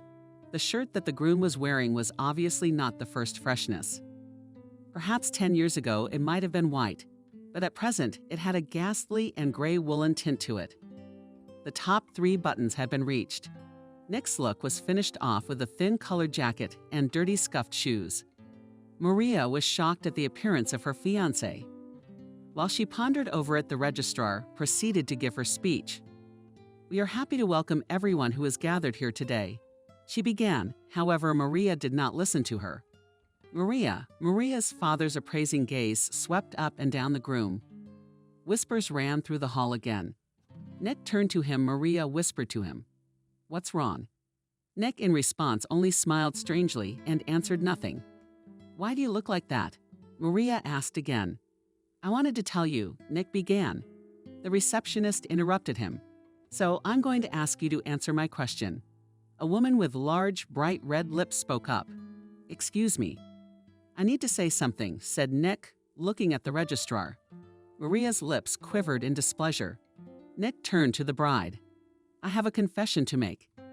He began looking around at the guests present. Everyone was eagerly waiting for the continuation. "You see, Maria." Nick said what he had thought up in advance. "I didn't tell you I deceived you. I pretended I was different. I tried to make you like me. I wanted you to see me as different." Nick was quiet for a while, successful, confident, rich, able to take responsibility for his family. But Nick looked again at the people present and at Maria's parents. They were silently listening to him without much expression on their faces. "I decided not to lie to you anymore and came here as I really am. This is who I really am. I am a beggar. I want you to realize what you are condemning yourself to." Nick exhaled. Having said that, he had expected Maria to express her indignation, to scandalize, to scream, to cry, to send him away. But she didn't. Didn't happen. Instead of condemning and attacking the negligent groom, Maria looked at him with an understanding and even sympathetic gaze. Nick remained silent, certain that it would all be over now. Maria slapped him and ran out of the registry office. But instead, the bride took his hands. "Nick, listen to me, my darling." Maria began to speak, and Nick stood there mesmerized. Money is the availability of opportunities to move in this material world. Having a high-paying position, the prestige of power, it's all the same thing. And love has nothing to do with it. We come to this material world to understand something more. Something that exists regardless of position and money. And that's why God gave us the ability to love. Maria looked at Nick calmly and evenly. Her eyes were not on could she not be afraid. It was as if she knew and was exactly sure of what she was saying. Nick burst out. The words spoken by his fiancée stunned him. He felt his insignificance and weakness. "Nick, I have met you and I love you, as I know your soul and your heart." Maria breathed evenly at the corner of her mouth. A little went upward. Nick was stunned. He was at a loss for speech, though he needed it now to convince Maria otherwise. But her speech was so strong, so powerful, that Nick agreed with it. Never before had he heard of being loved for nothing. That statement, the realization of it. He was fully armed. I could go on. The registrar intervened, realizing that the time for this couple's ceremony had long since come to an end, and they hadn't even started yet. After the formal speech, the registrar announced that husband and wife could kiss. Helen, who was also invited to the celebration, watched with envy. She was behind the big taste that had turned into a real tree. Maria looked gorgeous, and Nick became a different person when he was around her. It was a shame to Helen that she didn't have the power and skills that Maria used to change the sky with ease. But nothing, Helen thought, bringing her palm down on them from her belly. Soon there will be a holiday on our street too. Helen steadfastly endured the swell of jealousy and anger. No one could notice what was going on inside her.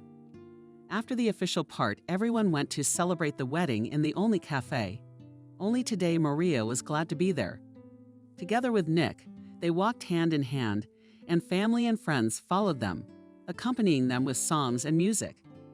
The Toastmaster immediately took the evening in her own hands, organized the guests, each gave a task.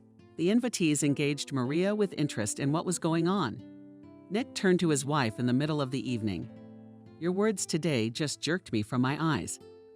I am amazed at your insight and your strength. What kind of a fool am I?" Nick laughed as he hugged Maria. She hugged him back. She had no idea that just a few hours ago Nick had intended to ruin the wedding. "Oh, I don't feel so good. I guess I'm tired." Maria felt a heaviness settle in her body. Yes, and the nausea was coming in. "I went out for a while," Maria said and got up from the table. "Maria, I'll help you. Give me your hand." Nick offered, but Maria refused. "Don't worry, Nick, it'll pass," she reassured him. "It's gone now." Maria collected Maria and went through the kitchen to a quiet corner to be alone for a while. Nick gave her a look and then pressed his palm to his forehead. "What kind of a fool am I?" rattled around in his head. Suddenly he felt a warmth on his shoulder. "Maria," he said, thinking it was his wife. But when he looked up, he saw Helen in front of him. "Nick, hi," she said hello to him. She was wearing a beautiful pull-back dress of semi-sheer white fabric. She looked like a bride, too. Nick said hello to her, and as if nothing had happened, continued to drink his orange juice. "I'm so happy for you," she said, looking into his eyes. Then she reached out and ran her hand over his cheek. Nick stayed where he was. "Len, what are you doing?" "Still watching, though. Sit down without thinking," he suggested. Helen sat down in the bride's seat. "What do you think?" "We look good together." She asked about us with an innocent smile. A glance across his face, examining every inch of his skin. "Helen, stop it immediately. Sit back in your seat." Nick tried to calm her down. "I will always love you, just as I will always love you. No one will ever love you. Remember," the girl said, and then stood up and went to her seat. Nick was sweating. He had just almost given himself away. He quickly looked around. No one seemed to notice. Here he ran his gaze over to Maria. She smiled weakly at him. She looked tired and a little haggard. Nick went to meet her. "Maria, it's okay. Can we go home already?" "I think you need to lie down," Nick said, and he was right. When Maria was alone with herself, she thought seriously about the words of the doctor who had once told her a couple of years ago that she would never be able to give birth, and that even if she got pregnant, her weak body would not be able to carry the child. After all, Maria has a broken blood process of creation. All the time she had been maintaining her health with vitamins and special supplements that helped her to be normal. And now that she is not alone and her body needs to work for two, she was getting worse and worse every day. At first, the mother-to-be assumed it was natural. However, dizziness and a feeling of heaviness in the whole body became more and more frequent. But despite her fear of losing the baby or not being able to carry it, Maria held her own. "Nick," Maria answered him. "I guess you're right." The day had been very full and joyful, the wife said, running her hand over Nick's chest. He helped her out of the table. And then the two of them, you could say, left the evening. In fact, the guests took it very well. Everyone around knew that Maria is in a position, and therefore she needs more rest and sleep. After the wedding, Maria and Nick were going to move into his rented house. But after consulting with Maria's parents, they decided that the future mom would stay with her family. Nick took it normally. Time went on as usual. Winter came. The month of November began its days with a lot of white snowflakes and sprinkled all around the roads, trees, houses, lazy with firewood. Winter bit everyone with its white blanket. Maria's condition was getting worse. The woman took vitamins, regularly visited the doctor, but his conclusions were always disappointing. The body could not cope with the function of the fetus. It is more accurate to say that Maria with full dedication nurtures her baby, leaving no resources for herself. The doctor was just throwing up his hands. Unfortunately, we don't yet have the research to tell us what to do. We don't know how to get your body to produce more blood cells, so that both mom and baby get iron, oxygen, nutrients, and other micronutrients on time. Also, a normal metabolism is necessary for a good pregnancy, and without certain proteins this is impossible, the doctor reported. She then adjusted her thick, plastic-rimmed glasses while pressing her lower lip. It was as if the woman felt guilty that she couldn't do anything to help. A good night's sleep, moderate activity, and taking vitamins. That's all I can tell you. She finished. Maria thanked the doctor and then left the office. Nick was waiting for her in the corridor. They arrived at the hospital together in his car. When he saw Maria's still sad face, he realized that things were not as rosy as they usually were for other pregnant women. "What did the doctor say?" Nick asked, looking at Maria's pale face. The woman was silent for a moment, and then answered, "I'm sorry, Nick, but I'm not ready to talk about it yet. I need to think it over," she muttered, raising her eyes to Nick, which seemed to have sunken inward, making the features of her face. Maria's even sharper and holier. Maria had lost a lot of weight in the 5 months of her pregnancy. Nick felt guilty that it was because of him that Maria had to suffer and agonize over her ill health. It could have been different. "We'll stop by somewhere else," Nick clarified. "I remember that Maria was going to one of the stores to buy something for expectant mothers." "No, let's go home," answered Maria. She felt again the lingering nausea that hadn't let her go all this time. Maria had already gotten used to her plight. At times, however, it was simply unbearable. Nick drove Maria to her parents' house. The woman apologized for her lack of power and bad mood. "Nick, no offense, but I need to be alone," she muttered as Nick walked her home. "Yes, of course," Nick replied. "The main thing right now is that you feel good. Don't worry about me. When are you going to sleep? Call me back. Okay?" Nick asked. Maria nodded. They exchanged kisses, and afterward Nick left her house. The man walked to the stomping path to the car. Opening the car door, he sat in the driver's seat. His eyes were empty, tiredness and hopelessness read in them. He had seen how difficult it was for Maria to be in this position. But unfortunately, there was nothing that could be done. Things had gone too far. For the last few months, Nick's life had turned into something bland, lean, filled with sadness and unfulfilled expectations. And he had envisioned a completely different life. Nick started the car and slowly drove down the road. There was a void in his mind. The time was about 4 p.m. Nick reached the end of the village and stopped outside a cafe. Today was Friday, one of the rare days when it was open. Without thinking, Nick parked and entered the cafe. There was quiet music playing. The tables were empty, except for one. There was a couple in love sitting there. Nick sat down at a table in an unpopular corner. He was just going to be alone for a few drinks, relax, and then go to his house. The waiter brought Nick his drink that he always ordered here. The man held the glass up to the card and took a couple swigs. The cool drink seemed to help him swallow whatever lump stood in his throat. He looked up from behind the bar. There she sat. Helen sat half-turned. She was wearing a short blue dress that perfectly emphasized her slender silhouette. Her hair was gathered in a high bundle, invented into a braid. Helen looked very statuesque and beautiful. She radiated strength. She was learning about life, which Nick was now sorely lacking. However, he would not repeat past mistakes again. He is now married. He has a family, a wife he loves, and a future child.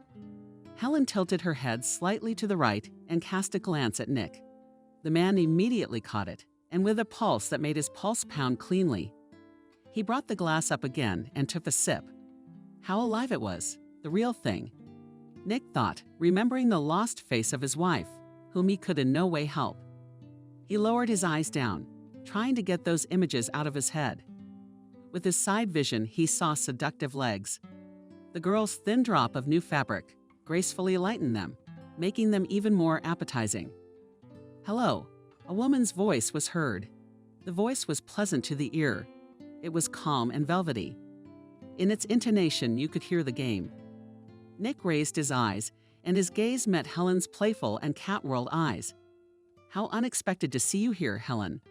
I figured you'd forgotten about places like this by now."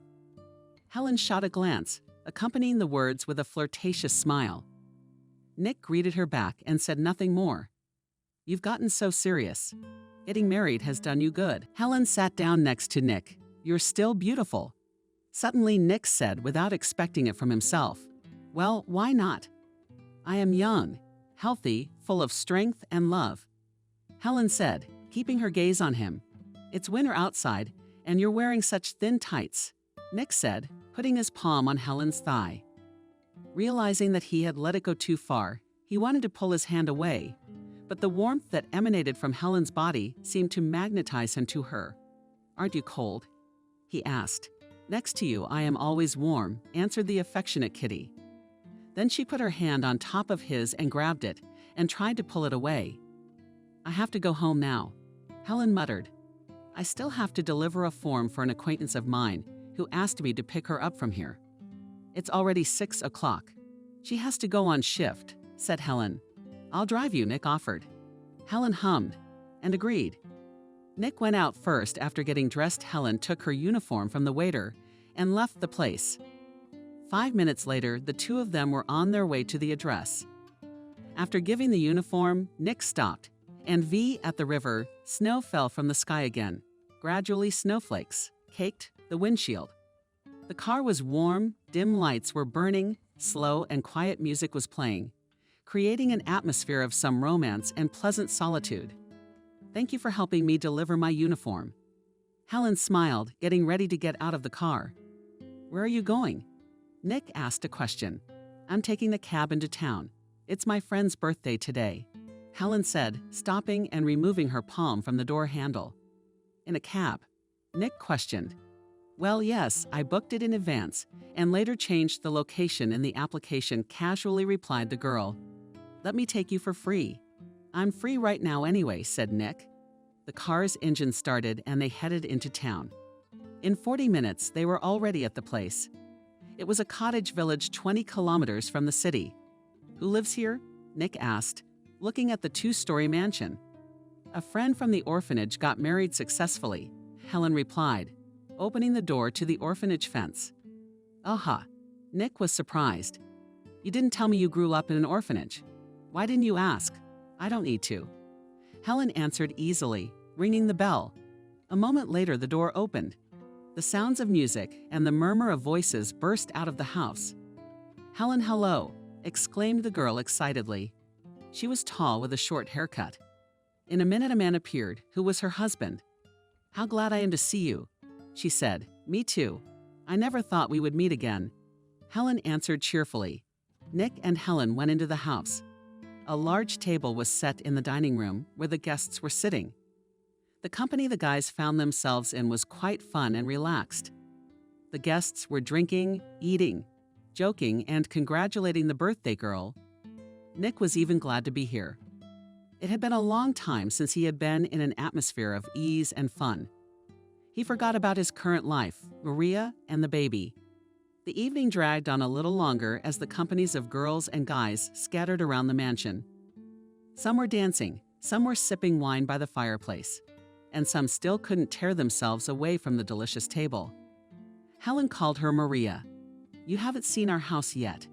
You and Nick can take a look at the second floor. The guest rooms are unlocked," she pronounced, winking at Helen. "Let me give you the tour," Maria added, taking Helen's hand. The latter, looking at Nick for Chagall, followed her friend. Nick followed them. The interior was indeed interesting and unusual. It was obvious that the owner had a passion for hunting.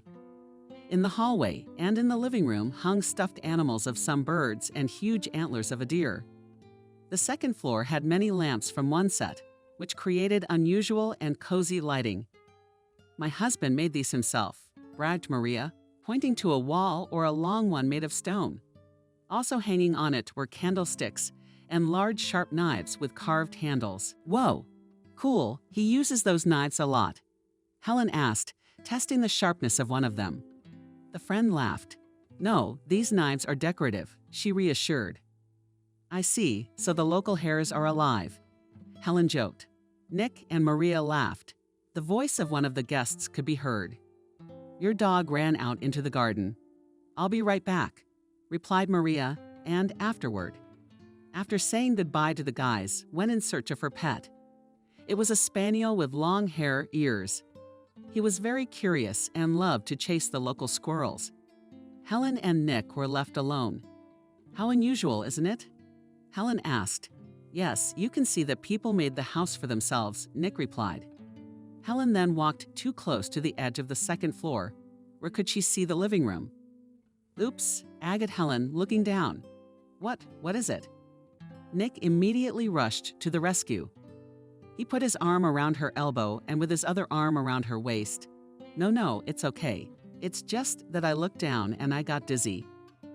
I actually have a weak vestibular system and I'm afraid of heights," Helen admitted, explaining her unsteady position. Nick remained in the same position. He didn't want to let Helen out of his arms. "I've got you," he spoke in a half-whisper and through a barely perceptible smile. In that moment, Nick felt so light, so relaxed. No sadness, no longing. Helen raised her eyes to him. The dim light gave some mystery. Nick and Helen's lips grew closer and closer. At this moment, Nick wasn't thinking about anything. He wanted to receive love and pleasure. In the last months, Maria, because of her condition, couldn't give him that. And Helen, who was in his arms, became for him a real test and temptation. A little more and their lips touched, then another, and he couldn't stop. So much he wanted to enjoy each other's warmth and tenderness. Nick missed a woman's body, a woman's hands. He ran his hands over her body. Nick then sent back a little to pull himself together. His back bumped into a door. It opened. It was filled with semi-darkness. He held out his hand to Helen, and the girl took it. Silence enveloped both of them. Together, they stepped into the pleasures. The mutual desire to satiate themselves with love was achieved. Nick awoke in the early morning hours. Turning onto his other side, he began to search with his hand for the one he had spent an unforgettable night with. Len held out her name to him. Helen came out of the bathroom. "Are you awake?" she asked, putting on her dress. "Are you leaving already?" asked Nick in a sleepy voice. Looking at Helen, he thought she looked a little slimmer yesterday. "Yes," she whispered. "I have to go into town on business today," she said. "How businesslike are you?" Nick said, watching Helen fix her hair. The girl said goodbye to him and walked out the door. Nick felt a strange feeling inside himself, as if Helen was no longer that naive girl who was crazy about him.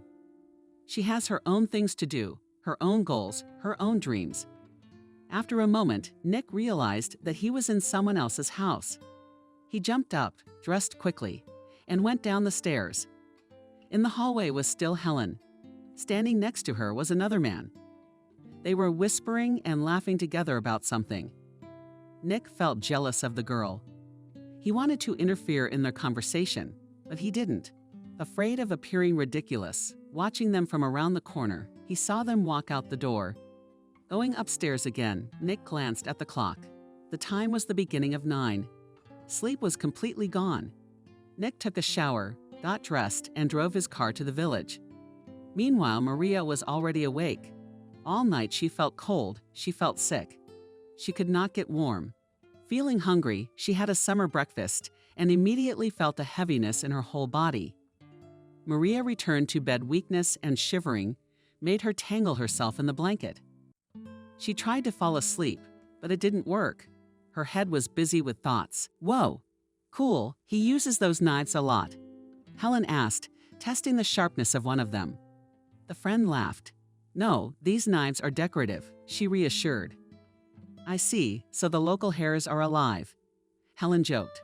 Nick and Maria laughed. The voice of one of the guests could be heard. "Your dog ran out into the garden. I'll be right back," replied Maria, and afterward. After saying goodbye to the guys, went in search of her pet. It was a spaniel with long hair, ears. He was very curious and loved to chase the local squirrels. Helen and Nick were left alone. "How unusual, isn't it?" Helen asked. "Yes, you can see that people made the house for themselves," Nick replied. Helen then walked too close to the edge of the second floor. Where could she see the living room? "Oops," agate Helen, looking down. What is it?" Nick immediately rushed to the rescue. He put his arm around her elbow and with his other arm around her waist. No, it's okay. It's just that I looked down and I got dizzy. I actually have a weak vestibular system and I'm afraid of heights," Helen admitted, explaining her unsteady position. Nick remained in the same position. He didn't want to let Helen out of his arms. "I've got you," he spoke in a half-whisper and through a barely perceptible smile. In that moment, Nick felt so light, so relaxed. No sadness, no longing. Helen raised her eyes to him. The dim light gave some mystery. Nick and Helen's lips grew closer and closer. At this moment, Nick wasn't thinking about anything. He wanted to receive love and pleasure. In the last months, Maria, because of her condition, couldn't give him that. And Helen, who was in his arms, became for him a real test and temptation. A little more and their lips touched, then another, and he couldn't stop. So much he wanted to enjoy each other's warmth and tenderness. Nick missed a woman's body, a woman's hands. He ran his hands over her body. Nick then sent back a little to pull himself together. His back bumped into a door. It opened. It was filled with semi-darkness. He held out his hand to Helen, and the girl took it. Silence enveloped both of them. Together, they stepped into the pleasures. The mutual desire to satiate themselves with love was achieved. Nick awoke in the early morning hours. Turning onto his other side, he began to search with his hand for the one he had spent an unforgettable night with. Len held out her name to him. Helen came out of the bathroom. "Are you awake?" she asked, putting on her dress. "Are you leaving already?" asked Nick in a sleepy voice. Looking at Helen, he thought she looked a little slimmer yesterday. "Yes," she whispered. "I have to go into town on business today." She said, "How businesslike are you?" Nick said, watching Helen fix her hair. The girl said goodbye to him and walked out the door. Nick felt a strange feeling inside himself, as if Helen was no longer that naive girl who was crazy about him. She has her own things to do, her own goals, her own dreams. After a moment, Nick realized that he was in someone else's house. He jumped up, dressed quickly, and went down the stairs. In the hallway was still Helen. Standing next to her was another man. They were whispering and laughing together about something. Nick felt jealous of the girl. He wanted to interfere in their conversation, but he didn't. Afraid of appearing ridiculous, watching them from around the corner, he saw them walk out the door. Going upstairs again, Nick glanced at the clock. The time was the beginning of 9. Sleep was completely gone. Nick took a shower, got dressed, and drove his car to the village. Meanwhile, Maria was already awake. All night she felt cold, she felt sick. She could not get warm. Feeling hungry, she had a summer breakfast and immediately felt a heaviness in her whole body. Maria returned to bed. Weakness and shivering made her tangle herself in the blanket. She tried to fall asleep, but it didn't work. Her head was busy with thoughts. The woman thought about her condition and how she could help herself. Then the thought took her back to the laboratory, where she had been conducting experiments a couple of months ago, and she was passionate about it. Even back then, someone needed it. She sighed. Everything comes to an end. A table with different preparations, flasks, a microscope stood before her eyes. Maria thought about the fact that she had never finished her experiment. More precisely, she didn't even know how long it should be conducted to get the desired result. When this thought occurred to Maria, she was immediately revitalized. And indeed, due to recent events, she had completely abandoned what she had started. After getting out of bed, Maria washed and dressed, leaving a note to her mother that she had gone to work. Maria closed the doors and walked down the path. A new snow had fallen overnight and covered her father's path again. Work again. Maria thought to herself. Fresh air filled her lungs and traveled through her body in a pleasant wave. The snow crunched underfoot. The sun's rays made the snow glisten and delighted passers-by. Maria entered the laboratory. Everything was the same here as before. The head office, having closed their branch, still hadn't moved the equipment out. Maybe they didn't bother. Or was it easier to leave everything here than to move it? Maria drew her own blood first and analyzed it, getting the necessary vitals. Then she took out a serum of chlorophyll, which was powered by the purple stuff from the cabinet's refrigerator.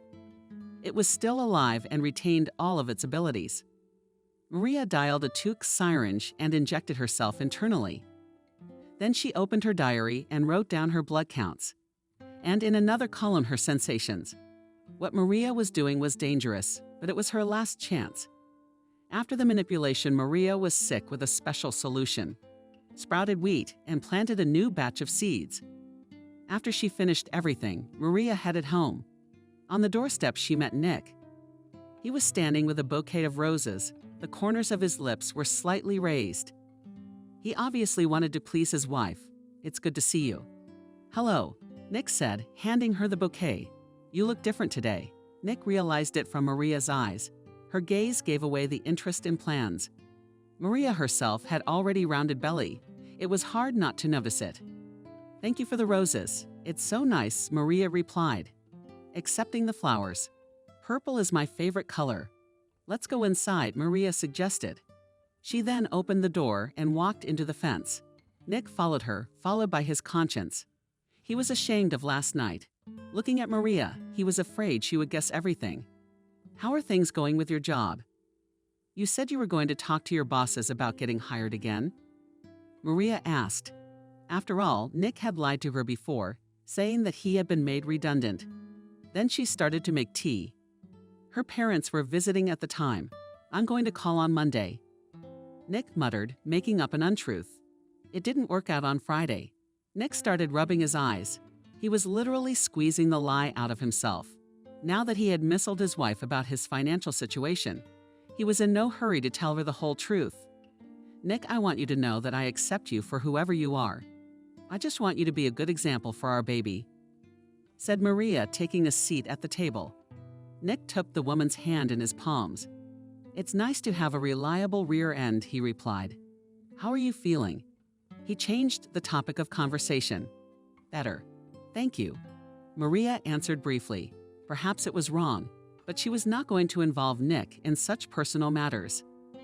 She considered herself fully responsible for what was happening to her and her baby. She kept quiet about the vaccine, which she went on to administer. The tea party passed in a friendly atmosphere, and afterwards Nick went back to his house. It was a strange family, but still, it was the best thing in the world. Life continued to go on as usual. Nick continued to pretend that he could not be reinstated to his job, although he himself had taken a 3-month leave of absence. Maria continued an experiment that was now essential only to herself. Every day early in the morning, after arriving at the veterinarian's office, she would go into the lab and inject herself. Then she would check the plants. After each week, she had her blood tested. The readings were stagnant. This was a little frustrating for Maria, because she had been taking well for 3 weeks now, and there was no visible result. However, she was pleased that the dizziness became less and strength increased. The woman decided to take her time, calm down, and continue to perform a simple routine. After a month, Maria doubled the dose to double her self-perception and body measurements. She also remembered to write in her diary. The time drew closer to New Year's Eve. The villagers were preparing for the long-awaited winter holiday, putting Christmas trees in the house dressed up with balls, buying gifts for loved ones. Here and Helen went to the city for a gift for Nick. You can judge the girl as much as you want, but in one thing she certainly could not be reproached for her love for Nick. She was absolutely sincere. The day was warm and windowless. The winter sun was spoiling the passers-by with its rays. Helen Chagall in a black fur coat with a world collar. Such a gift she had given herself last Christmas. What would she buy this time? The streets of the city glowed with multicolored bulbs and lanterns. Glowing figures of bunnies and reindeer were everywhere. Shop windows tantalized with beautiful outfits and Christmas balls. Helen went into one of the stores. She wanted to please herself with a beautiful dress. She went through her hands and hangers with various interesting outfits. The nice fabric slid under her fingers. Finally, Helen found something that lit a fire in her eyes. Then she walked through a few more departments, bought what she had planned, and after a visit to a cafe, she headed back to the village. Already near her house, she accidentally bumped into Nick. He was just coming from the forest with a small fir tree in his hands. When he saw Helen, he stopped. The girl seemed a little different to him, full of absorbent cotton or something. "Hello, Helen." Nick said hello. He was glad to see her again. Their last meeting had been in a very pleasant atmosphere. "Ah, Nick, hello." In a cheerful voice, Helen replied. She wasn't going to talk to anyone for too long at the moment. She was a little excited to meet Nick, as if she was worried that he might see something. "I've decided to put up a Christmas tree at my place," Nick said. As if he and Helen were old friends. "It's not nice to cut down live Christmas trees," Helen remarked as she walked by. She was in a bit of a hurry. Nick found that Helen's disinterest made him a little uncomfortable. There was a time when he was the center of female attention. Now the two women were busy with their personal lives for most of their time and would only give him time when it was convenient for them. "Do you have an artificial one?" Nick asked. "I bought a neat and nice Christmas tree a long time ago." "So I live. Do not touch," she laughed and turned the corner where her house was. Nick looked at her for a while and then went on his way. Before the new year, the village administration organized a holiday for all the villagers. In the House of Culture, they organized a small performance, first for children and then for adults. The evening ended with tea drinking and socializing at a big table. The villagers were happy to be at such an event. Maria and Nick were also here. And a little late, Helen arrived as well. She thought for a long time about whether to go or not. However, after thinking about it, she decided that there was no better opportunity to show herself in an interesting way in front of a lot of people. Maria and Nick were just sitting at the table. Maria was feeling good. Many people noticed that she was looking much better. Maria did not tell them her secret, although she herself realized what it was about. They were talking passionately about something. Music was playing. Someone was performing on the stage, continuing to entertain the guests. Suddenly, Nick's gaze came upon Helen, who had entered the hall where everyone was gathered. His face changed. He didn't recognize the girl. She had visibly gotten better, prettier, and the dress in which she appeared and at all indecently pulled her away, picking out her belly as well. Nick began to blink frequently, as if he wanted to erase what he was seeing. He didn't immediately realize what was going on, of course. Trying not to give away his curious gaze, he tried not to look in the direction of his mistress. Maria, meanwhile, was watching the scene with fascination. For once she could eat, drink, laugh, have fun, and not suffer from nausea or malaise. She didn't notice Helen. She walked around the tables and sat a couple of meters away from Nick. There were 3 people separating them. Nick was beginning to feel somewhat stiff and awkward. It seemed to him that soon everyone would know everything immediately, and that then the man was still talking to Maria, laughing with her. However, his left eye and ear and so wanted to look away to see the girl once again. Finally, the hostess announced a dance minute. The invitees began to get up from the tables to relax and stretch a little. The guests, who were sitting to the left of Nick, also left the table and went to the center of the room. Nick glanced timidly at Helen. She looked at him, but she didn't say anything to him or show anything on her face. It was as if she wanted to say that nothing had happened between them. Of course, it was to Nick's advantage, but at the same time, he wanted to make sure that everything was normal between them. Soon Maria did too, dancing. She offered Nick to keep her company, but he refused, citing his clumsiness. Maria, this did not upset her in the slightest. On this day, when she was feeling her best, nothing could spoil her mood or interfere with her merriment. Nick waved to Maria, who was stepping over her feet and waving her hands in the air. She smiled and was very happy. Then one of her friends dragged her away with her into the company of other girls. Nick was left alone. The realization that Helen was so close to him kept him uneasy.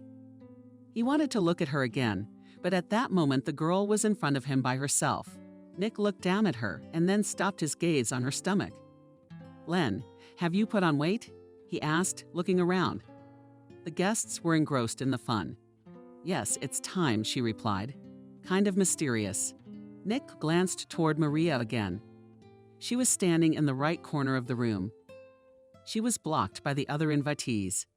"I've never seen that before," he said, obviously surprised at his inattention. "It used to be before, but now it's different," said the girl and sat down on Maria's seat.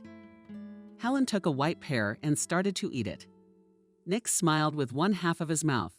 "I'm pregnant," Helen said. "From you," she added, dumbfounding the guy. Nick froze and, without saying a word, continued to stare at the shared Helen. The girl finished a slice of pear, reached for a couple more. "Pregnant? By me," repeated Nick. Repeat. He couldn't believe his ears. "You mean how?"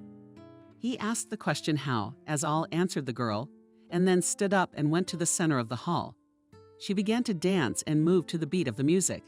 The dress she was wearing showed absolutely everyone that she was in a position. Nick, looking at her, burst in his throat dry. He took a glass of juice and drained it in a volley. The girl danced, not paying attention to anyone around her. She was enjoying herself. Nick didn't know what to think.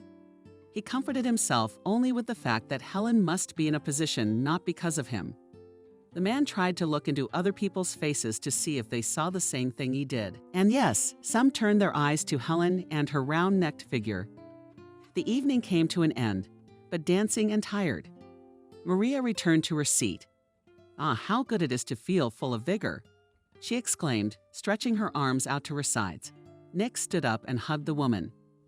He too was glad to see his wife in good spirits, joyful and active. Soon Nick and Maria left the House of Culture. Together, they went to Nick's house at Deneuve's. They gave each other tenderness, affection. In the morning, Maria, without changing her routine, went to the laboratory.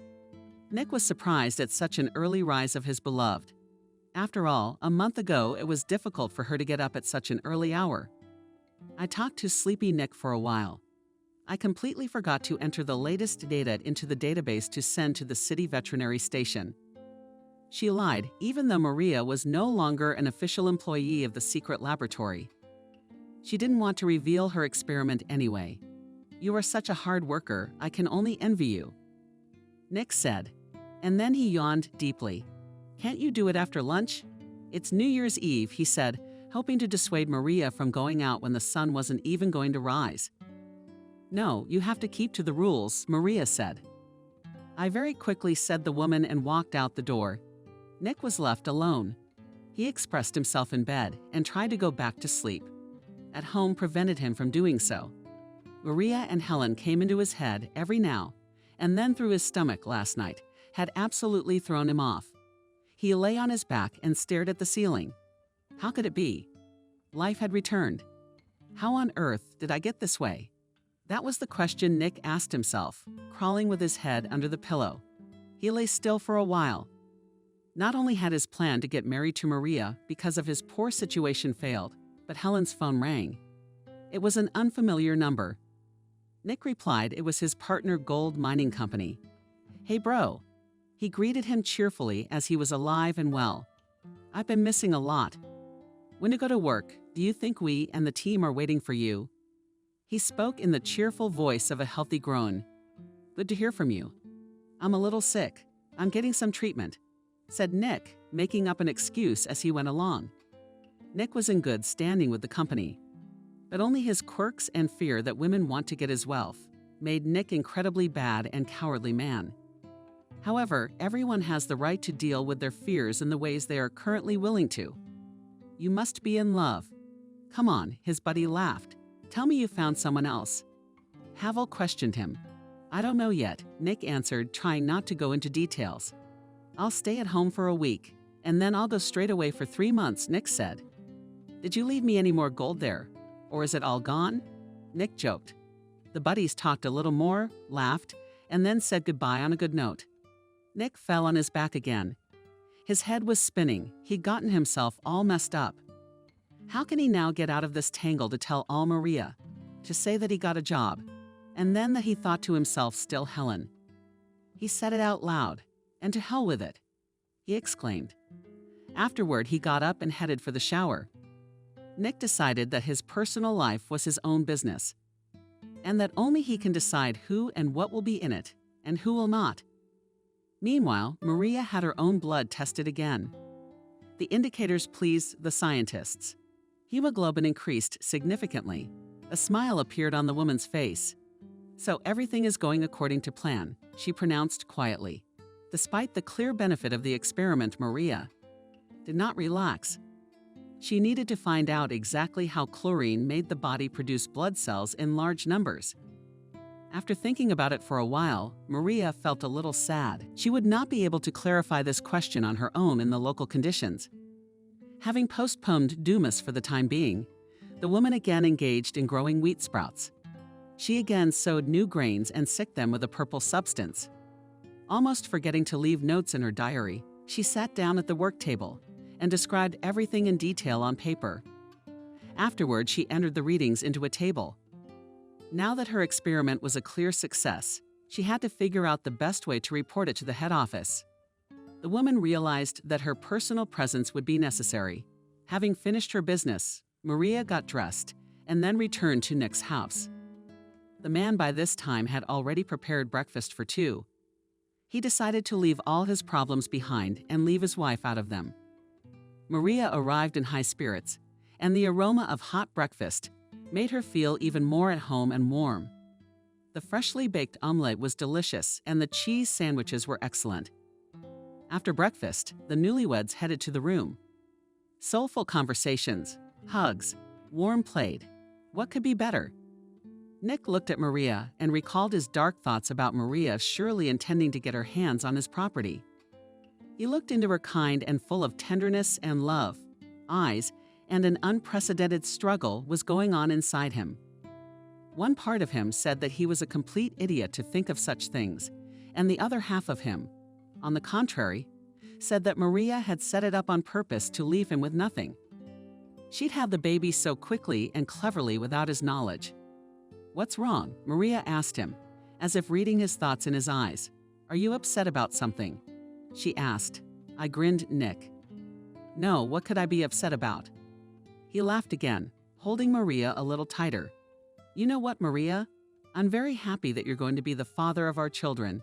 Yes, I really am. I don't know who could be more caring and attentive than you," the woman said, and then ran her palm over his newly shaved cheek. "Do you really think so?" Nick doubted her words. He thought she was flattering him. After all, what a caring father he is, if he behaves like that. And again it seemed to him that Maria says all this on purpose to mislead him, so that he believed her that she loves him. Nick was both disgusted by his own thoughts, and at the same time they seemed to him to be the only true ones. The husband and wife stirred in bed some more. Then they watched a movie about sea adventures, and afterwards went for a walk. Nature pleased the villagers with its warmth and white, clean as a sheet of paper, snow that every day without tiring fell from the sky. Even the smoke and soot that fell from the stoves could not stain the snow or make it gray. The snow was soft and fluffy. Maria took it in the palms of her hands and tossed it up. It disintegrated into many small crystals. It glittered in the sun like real diamonds and then fell on Maria and Nick. They laughed and cheered like children. Nick took Maria's hands in his palm. They were cool. Maria, on the other hand, felt Nick's warmth. The hands warmed, giving the received warmth to the whole body. The weather was windy, and therefore the fresh winter air was especially pleasant. Night had fallen, the most magical time for all people. I wanted to believe in magic. I wanted presents and friendly gatherings. They decided to spend Christmas at Maria's parents' house. Nick and Maria put up a Christmas tree, decorated it with balls, candles, and other milk toys. Christmas songs played in the house. Jenna did her best to set a fancy table with duck and apples cookies in the center of it. Jenna, Maria's mother, was worried that because of the long cooking the house was stuffy and Maria might feel sick. So she made Maria open the door from time to time to air out the room. When everyone sat down at the table, the time was already approaching 12 o'clock. The hosts and guests of the house were quite hungry. After waiting for the clock to strike exactly 12, everyone began to eat. The food was delicious and appetizing. Maria marveled at her ability to absorb the food. Jenna was happy for her daughter. Finally, her daughter is feeling well. What joy is this for us? She said, admiring the mother-to-be. But at that moment, the smile on Maria's face was replaced by tension. She even put aside for a cookie wing. Putting her hands to her stomach, she remained motionless. The others didn't notice it right away, but when they saw Maria's agitated face, they froze in place. They didn't know how to help her. And how could they know what was going on inside? "What is it, daughter? Concerned?" asked Jenna. Nick flashed the thought that her illness had returned again. He looked puzzled at his wife, then at his stomach, and then at his wife again. Finally, Maria looked up, looking at everyone and seeing their tense faces. She exhaled. "It's okay, don't worry. It's just the baby's pushing hard. I guess there's not enough room. It's already against the rib, that's all," Maria said, still stroking her belly. "Why don't you lie down? There's a room over there, or here on the couch," Mother suggested. She exhaled again. Maria seemed to let go. Her face lit up with a smile, and now it's time for presents, Maria exclaimed. Everyone clapped their hands, and then went to the Christmas tree, near which there were colorful boxes with big boughs on top. The first present was opened by Jenna. She got a mixer for kneading dough. Then Maria opened her present and was also satisfied with a set of scarves. Nick received outfits for all the gadgets at once, and Maria received the gold jewelry in the form of a set of chain and earrings, as well as dresses and a scarf. Everyone was satisfied. After January 1, time flowed on its own. Short days and long nights, as if nature specially made it so that in the cold and dark season people slept longer and worked less. Who listens to her? Also, after Christmas, Nick went to work. He couldn't stay in the village all his life. Maria was alone here. She was not bored. Her favorite laboratory always filled her with good mood and interest in life. The woman still continued to inject until the end of her pregnancy. She was not going to give up this business. For all this time, she had already accumulated a sufficient amount of material. However, one question remained open. What exactly does chlorine interact with? What causes blood to be created? Taking a piece of paper and a pen, Maria began to compose a letter of appeal to her head office. In it, she voiced a request for research on their premises and with their professional and state-of-the-art equipment.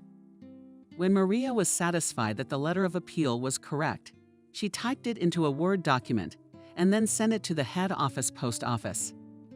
Then, after making a phone call, she personally contacted her former colleague. "Hello, Minna, hello. It's Maria." "Yes," the woman spoke, a little worried.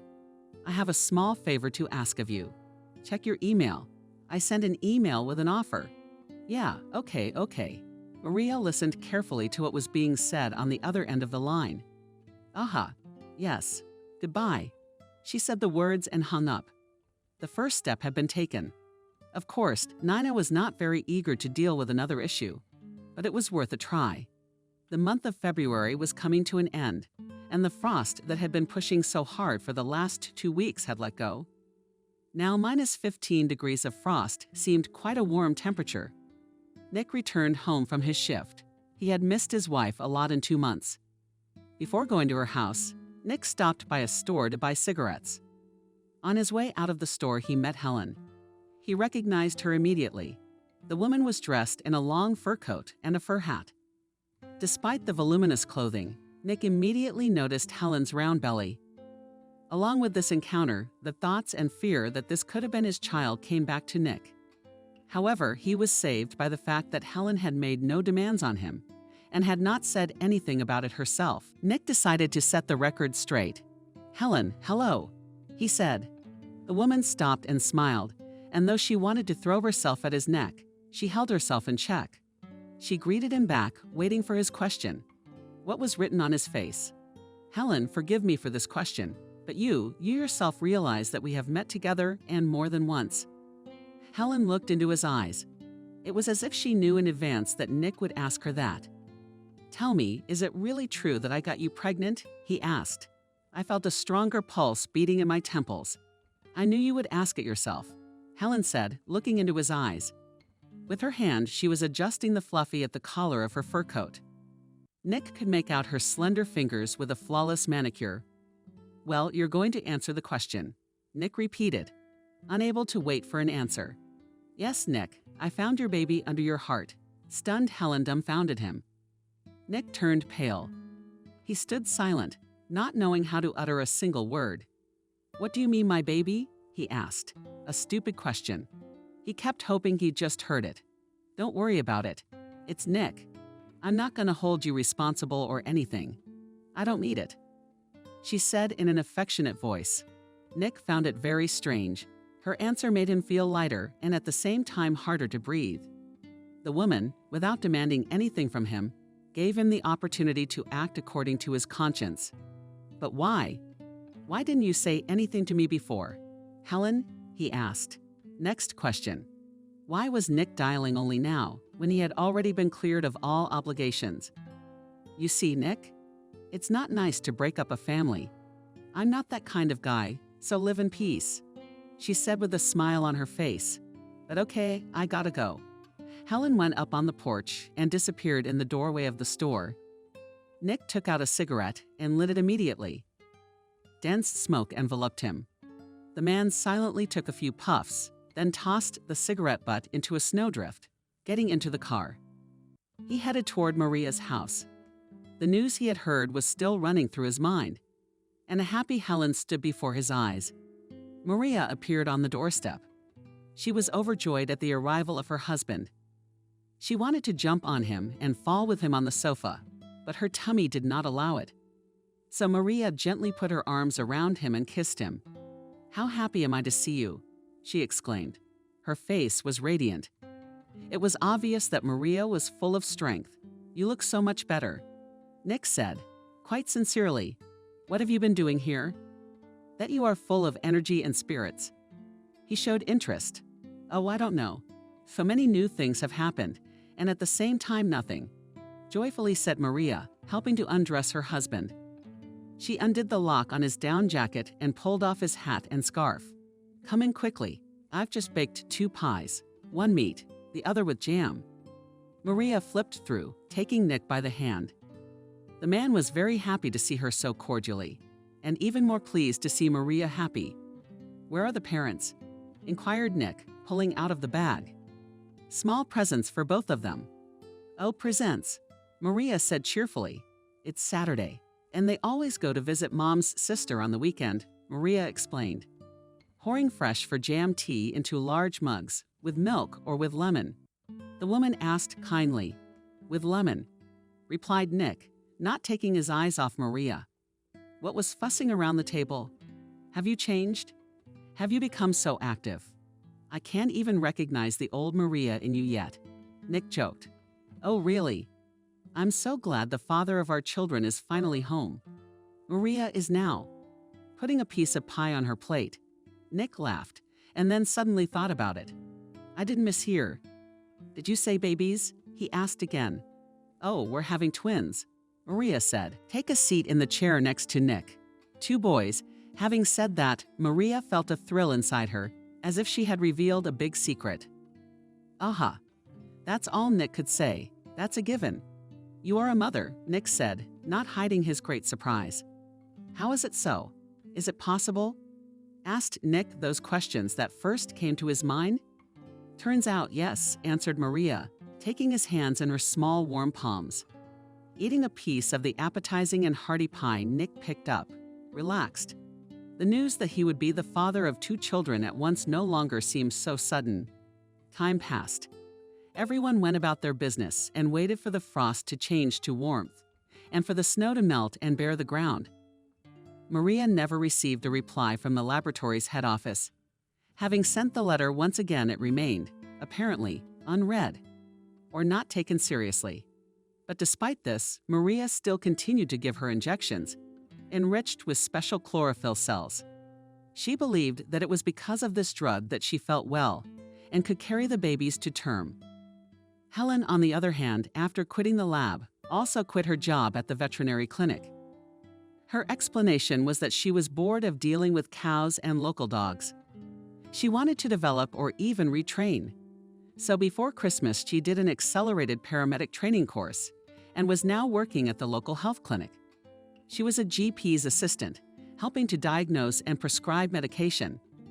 She liked this job and felt more confident and important here. By early March, Helen's belly was already quite large. At the end of March, the baby was due.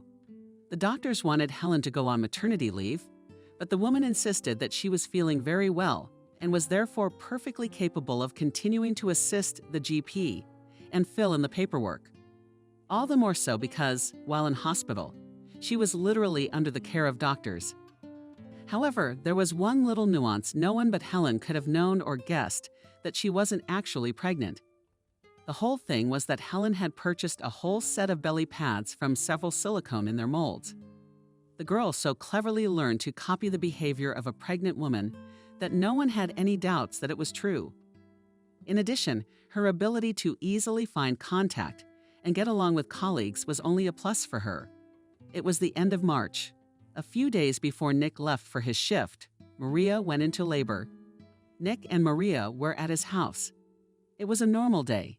Maria was busy sowing tomato and cucumber seeds in special containers with soil. She sat at the table and quietly hummed a song that was playing on TV. Then the woman stood up, and a second later she realized that the time had come.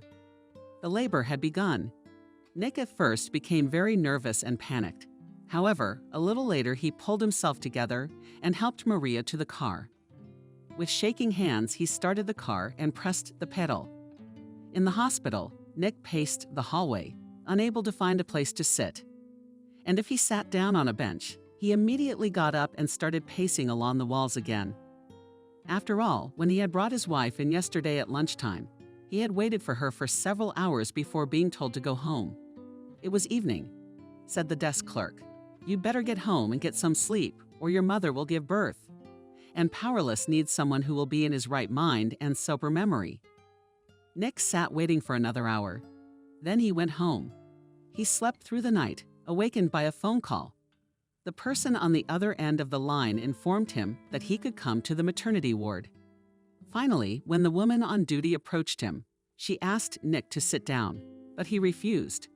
In an annoyed voice, but nevertheless trying not to be too nervous, he said, "Yes, talk already." Finally, Nick spoke as if it wasn't him. "Calm down, your wife is fine. She gave birth. Except one baby didn't make it, but she did.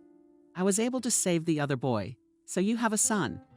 Despite the ambiguous situation, I still congratulate you," said the woman in the white coat.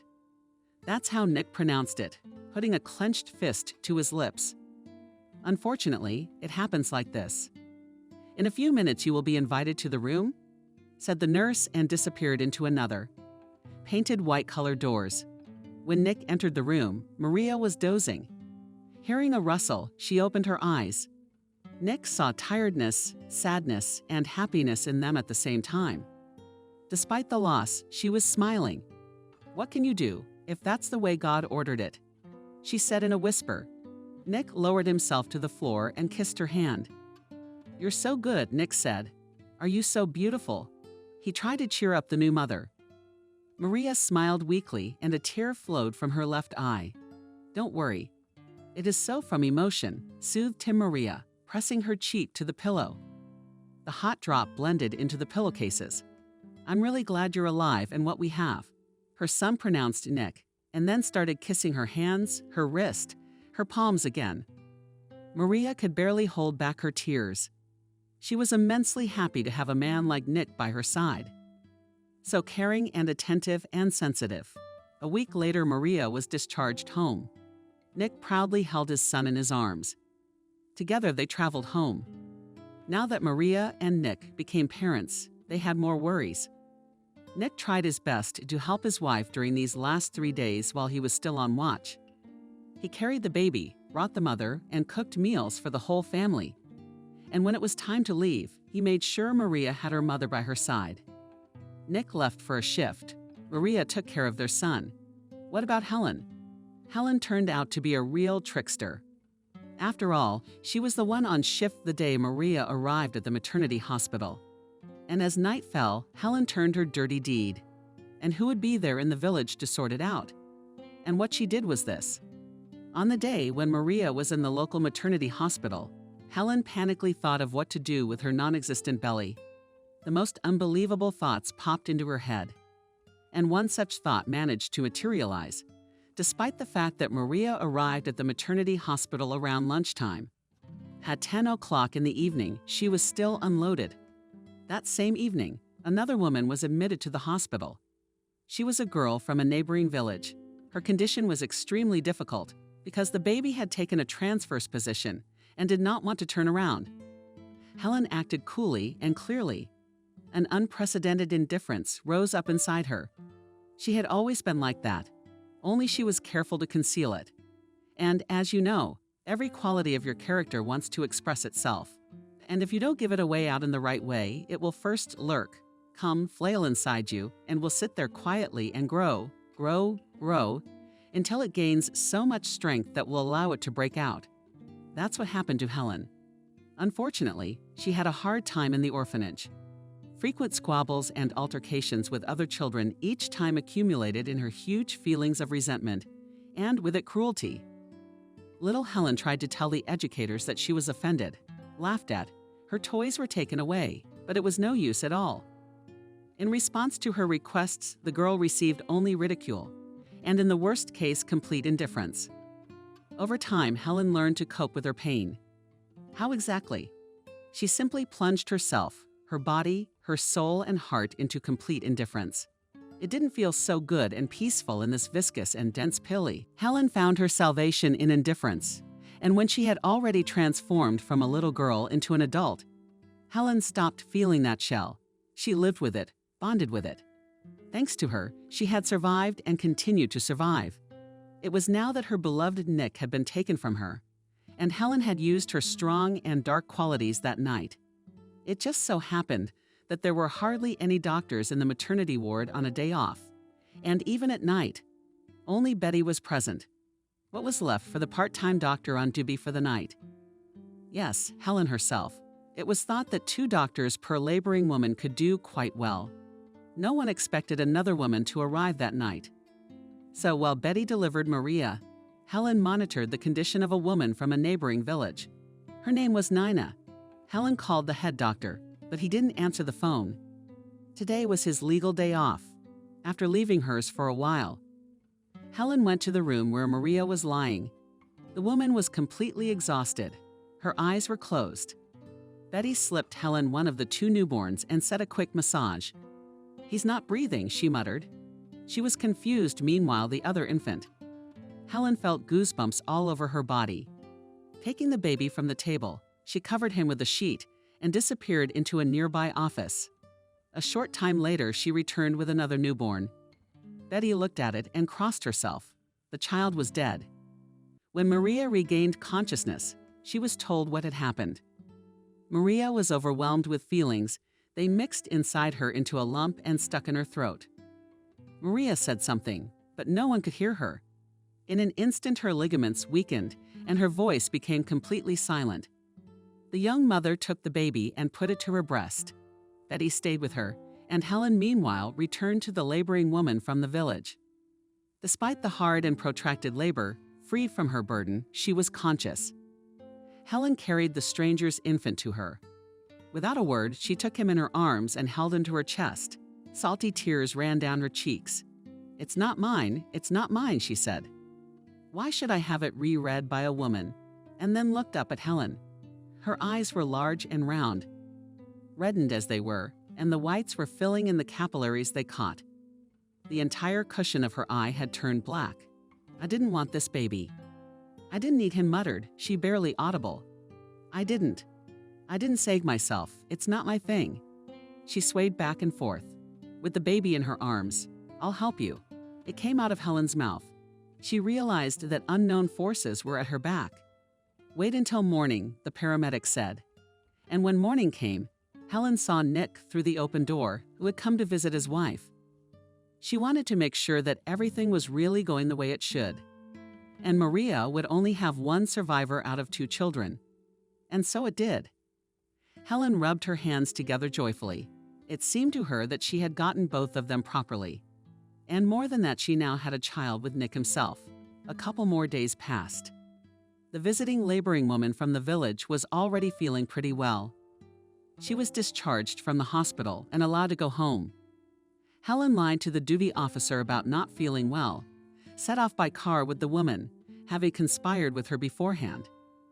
They reached her house and dropped off at the gate with the baby. The car door slammed shut, and the commuters left the village. Helen walked with the baby into the house. She couldn't help but rejoice in her happiness, built on the grief of others. But that was not important to her now. What mattered was that her desperate plan had worked. The next day, Helen left for the city by cab. After being there with the baby all week, she went back. To everyone in the village, it looked like Helen had gone to town specifically to give birth. After her return, everyone was happy to see the young mother, and they were happy that their village was growing. Helen herself, however, did not enjoy her happiness for long. She did not think that small children require so much attention and care. But despite this, the girl coped with her duties very well. After all, this wasn't just any baby. It was the child of her beloved Nick. At the beginning of May, there were favorable and warm days. Everyone tried to get out into the sunshine, breathe the spring air, and walk under the open blue sky. Mothers with children were not an exception. Once on one of these walks and met former colleagues Maria and Helen. Both had strollers. Both were enjoying their maternity leave. What meeting? Helen was the first to speak, noticing Maria. The women equaled each other. And together they walked down a path that was not wide but roomy. It led between fields, entered sparse woods, and then led to the beginning of the village. "Hello, Helen," Maria answered her. "Now you've become a mom," she remarked, looking into the stroller. Both babies were sound asleep. "I heard your sad story," Helen said, referring to the loss of Maria's baby, but did not answer. "That's why I went to the city to give birth," she added. "But that's okay. It's God's will." Helen said, remembering the switch of newborns. "You're the only one raising a baby." "Pardon the question," Maria inquired. "Yes, I always wanted to give birth for myself. That's why I don't worry about my child growing up without a father." "So what if his mom gives him everything?" Allah is molding Helen, adjusting the blanket in the stroller. "Little children are so smart," said Maria, taking a closer look at Helen's son. "Wow, here you are his glasses. His ear has the same birthmark as mine," noticed Maria, sincerely surprised by it. "Oh, it's true," Helen played along, covering her ear with the edge of the blanket. "We grow on the same soil," she joked. Walking to the end of the path, Helen turned toward the house. After saying goodbye to Maria, she entered the wicket. Helen had to admit that this fact scared her a lot. "Maria's eyes are watching it all," said Helen out loud, trying to recapture the image of little Maria in her mind. She was trying to figure out if the two boys looked so much alike at that age. On June 1, Nick came home again from his watch. Before going to the village to see Maria, he went to the bank and deposited a tidy sum of money that he had accumulated on his card for 6 months. Even though Nick had known Maria for a whole year, she had already become his wife and given him a son. He still held in his mind the thought that Maria intended to get material goods from him. What can one say? Every girl dreams of a 3-room apartment in the capital. The meeting with the family was warm and gentle hugs, kisses. Everything was. Nick held his son in his arms with great delight, who had grown a lot in 2 months. One day, Helen and Maria met again on another walk. The girls chatted about motherhood and their growing children. It was not a hot day, so it was quite pleasant to walk in the open air. Sometimes there were light gusts of wind. It ruffled her dress. "Helen, what was loose on her?" Maria noticed that Helen had gotten back into shape very quickly. "How did you manage to get back into your original shape so quickly?" asked Maria, feeling a little envious of her trim figure. "Oh, where are you sitting?" "Here with the baby, one thing and another," Helen said, not hesitating to lie. "It must be hard," Maria said, feeling sorry for Helen. "You have no family here." "Why didn't things work out with the child's father?" Maria asked again. "Just the father of my child made a choice in favor of another woman who was already pregnant by him. and I found out a little later. That's the whole story. But I don't hold a grudge against him. I am still glad that my child is his, Helen said. There was silence. The sparse singing of birds and the squeak of wheels from Nick interrupted it. You miss him.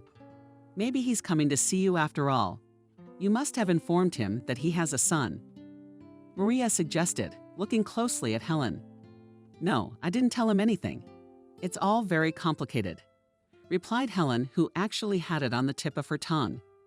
The child's father's name anyway. I think he should know what his name is. Inquired unsuspectingly.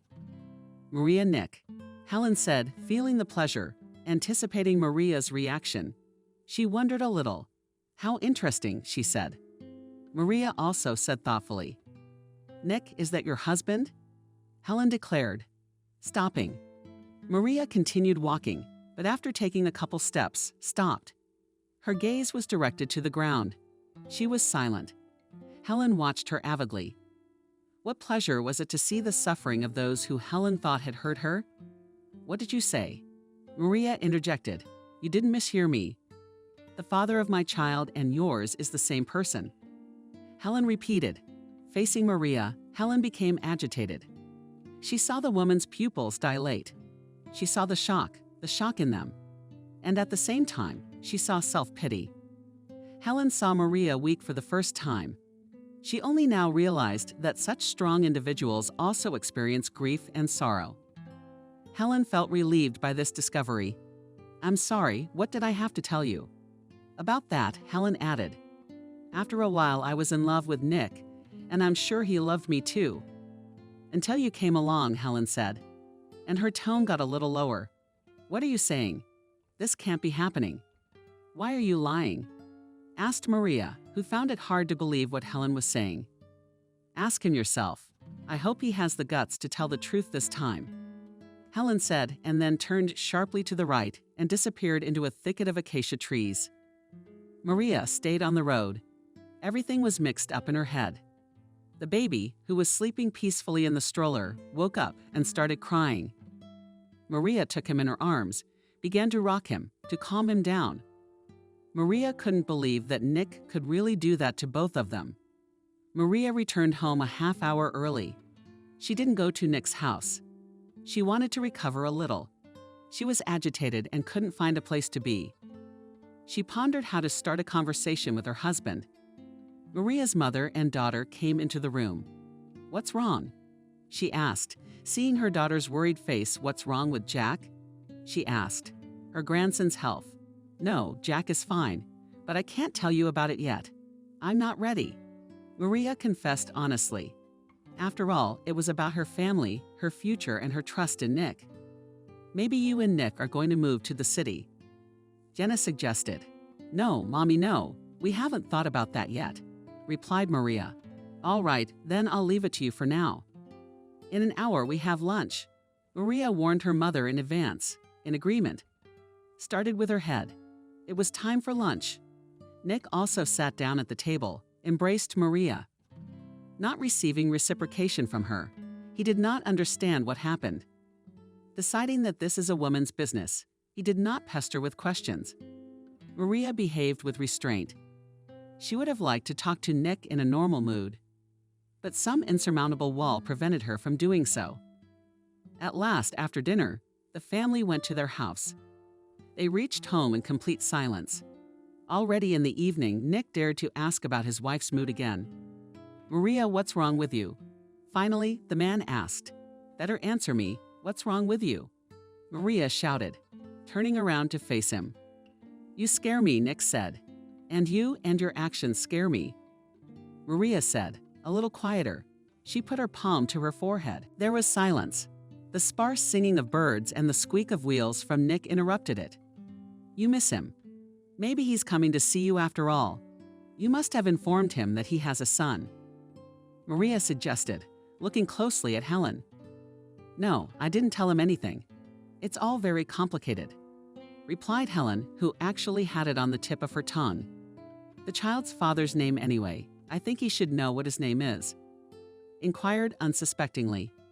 Maria Nick, Helen said, feeling the pleasure, anticipating Maria's reaction.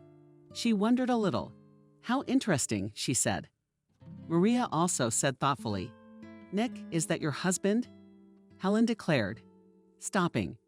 Maria continued walking, but after taking a couple steps, stopped. Her gaze was directed to the ground.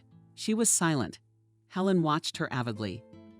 What pleasure was it to see the suffering of those who Helen thought had hurt her? What did you say? Maria interjected. You didn't mishear me. The father of my child and yours is the same person. Helen repeated. Facing Maria, Helen became agitated. She saw the woman's pupils dilate. She saw the shock in them. And at the same time, she saw self-pity. Helen saw Maria weak for the first time. She only now realized that such strong individuals also experience grief and sorrow. Helen felt relieved by this discovery. I'm sorry, what did I have to tell you? About that, Helen added.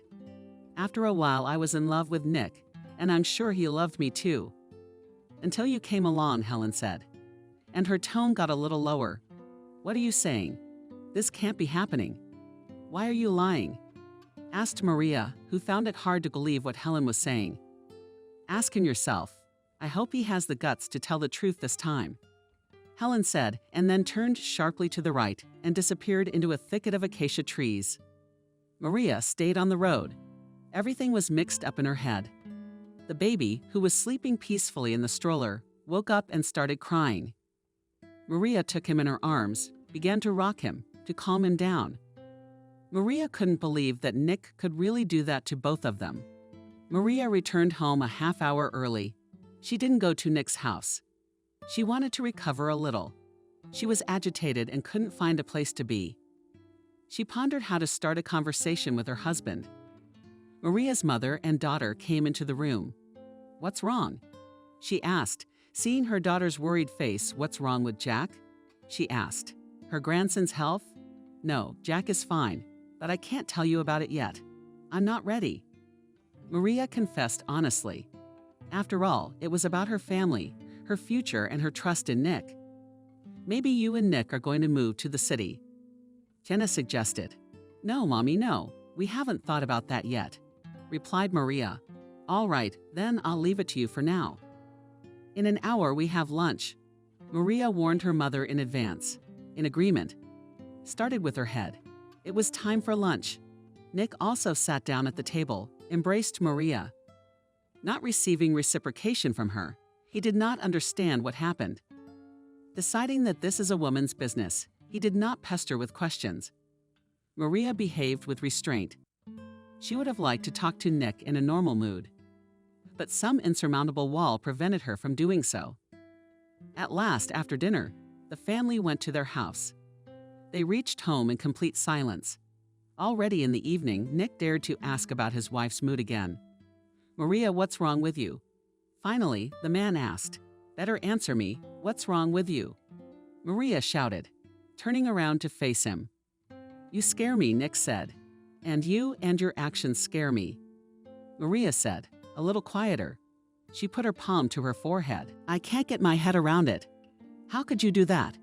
She turned to him. Her eyes filled with tears, but she didn't cry. What's the matter? Can you tell me in an understandable language? Nick spoke calmly, trying to remember all his possible offenses. I never thought that you could do that to me and to another girl. It's horrible. Maria stared at him and couldn't accept it. Finally, it came to Nick what Maria meant. He pressed his lips together and shook his head negatively. He really had nothing to reply to those words. He turned away to the window. What was he feeling at that moment? No one could know. After a few seconds, he approached Maria and tried to hug her. But the woman put her arms out in front of her, unwilling to let Nick close to her. Don't, Nick. This isn't the time. I can't keep pretending like nothing is going on openly just yet, Maria declared. She was understandable, of course. Not every woman would be able to accept such a thing. I'm sorry, Nick said. I'm sorry, Maria only replied and left for the other room. The rest of the evening they did not talk about her. Nick knocked a couple of times in Maria's room with her son, but she did not open the door. Nick realized that now Maria should be given time to think about it. Forgiveness was no longer something he hoped for. He returned to the hall and fell on the couch. It had been a sleepless night. There were no sleepless nights. Then, in the morning, it suddenly dawned on Nick. What if it really wasn't his child? What if Helen gave birth to a completely different man who left her?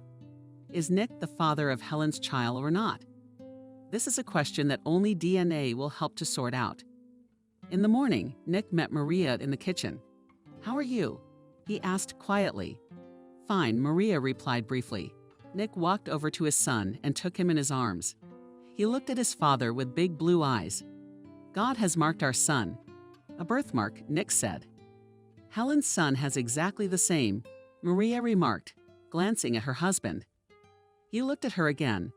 It seems he really has done some bad and ugly things. But he wasn't going to cancel the paternity test. After breakfast, he knocked on Helen's door. She opened it almost immediately. She was surprised to see her former love on her doorstep.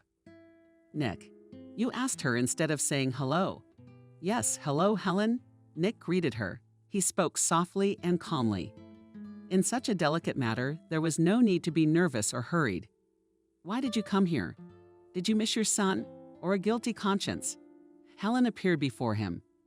"Helen, I realize that my proposal may sound very strange, but nevertheless, I would like to take a paternity test to make sure that this is my son," Nick said without hesitation. Helen hummed. "Can't you see it that way?" she asked, motioning him over to the baby, who was lying in a cradle on the kitchen sofa. Nick glanced at the baby, either from the fact that Nick was half-tuned to the fact that it was his son, or because to Nick all little babies were the same. He noticed that Jacob was what Helen had named her son. Was very, very much like Vanya. Nick clapped his throat dry. "I understand you as a mother, but it's still better to take tests so that there is no doubt," Nick insisted. Helen stretched lazily and then sat down at the table. She offered Nick some tea, but he declined. "All right, Nick, you'll want it that way. Do you think we should go into town together?" "I switched to Delu." "Yes, I'm ready to go right now," Nick said. Helen slyly squinted her eyes and smiled. Afterward, she went to her room to change. Off to the hospital for tests. All three arrived without incident. The young nurse took the necessary materials. "That's it. You can go now. You will be notified about the results in 2 weeks," the nurse said, to make sure everyone understood.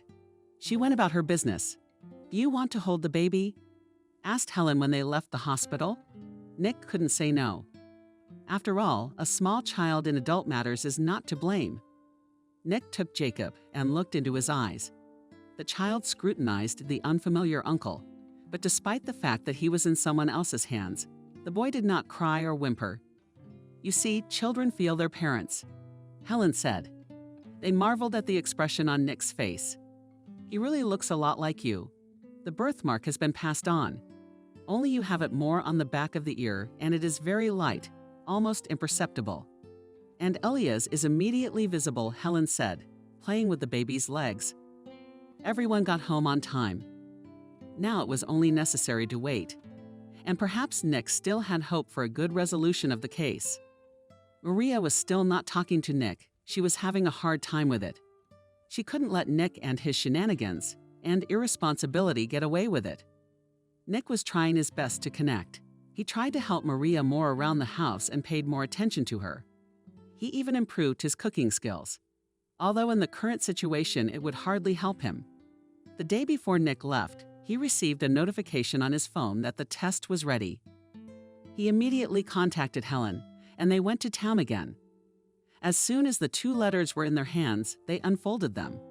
Within a minute, Helen Dyer's face was flooded with light. She sprawled into a satisfied smile. Raising her eyes sparingly to Nick, she studied his reaction. Nick's reaction, however, was not so joyous.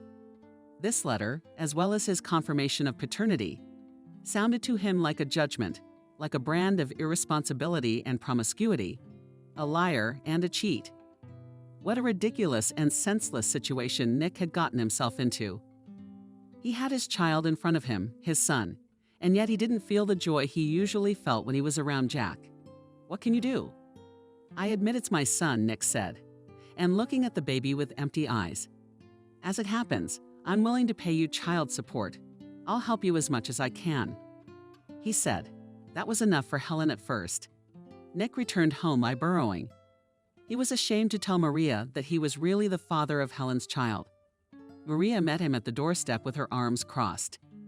Deep down, even though she had such a skeleton in her closet, she continued to love him. "Well?" the woman asked. As soon as Nick entered the house, the test confirmed that I am Elijah's father. Nick muttered, lowering his eyes to the floor. At that moment, he hated himself and was ready to fall through the ground. "You know, Maria, the thing that upsets me the most about this situation is that Helen is all alone. You know, she's from an orphanage and she's had a tough life. But for some reason, it happens that some man, namely my husband, allows such behavior towards her and towards any other person. Why?" Maria wondered. "I don't understand how it happened." I wanted to say something else, Nick, but catching the angry look, Maria was silent. Indeed, for a 30-year-old man, the question of how do children come into the world? Children remain a mystery. Maria shook her head. "I'm sorry about that," Nick said. But Maria went to her room. The next morning, she did not see her husband off on watch.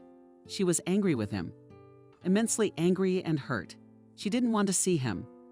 Moreover, she seriously considered burning all his things and breaking up with him once and for all. How could he do this to me? How could he do this to Helen? God, it's awful. It doesn't fit in my head, and everything under my very nose was mumbling incomprehensibly.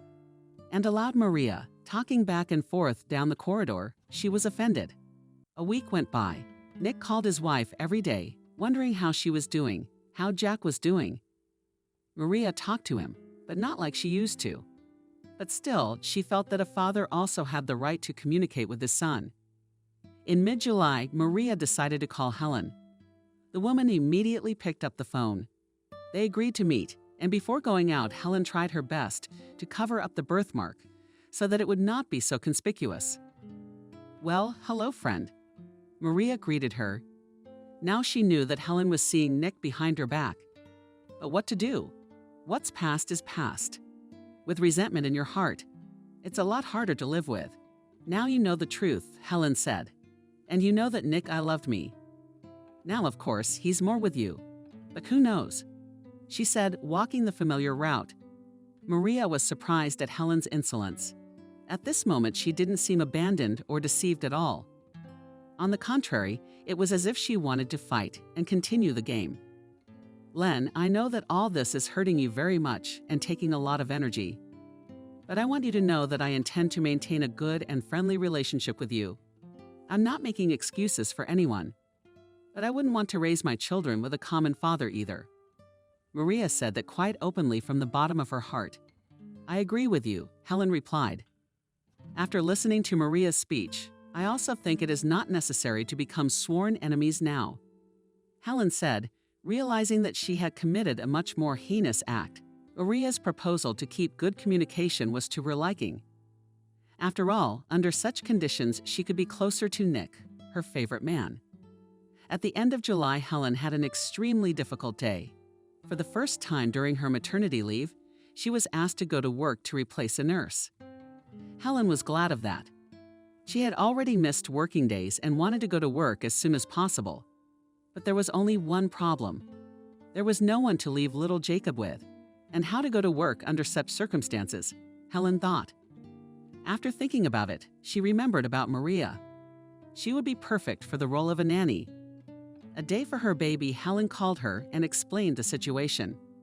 Maria, of course, agreed. At this time, she was alone with Jack.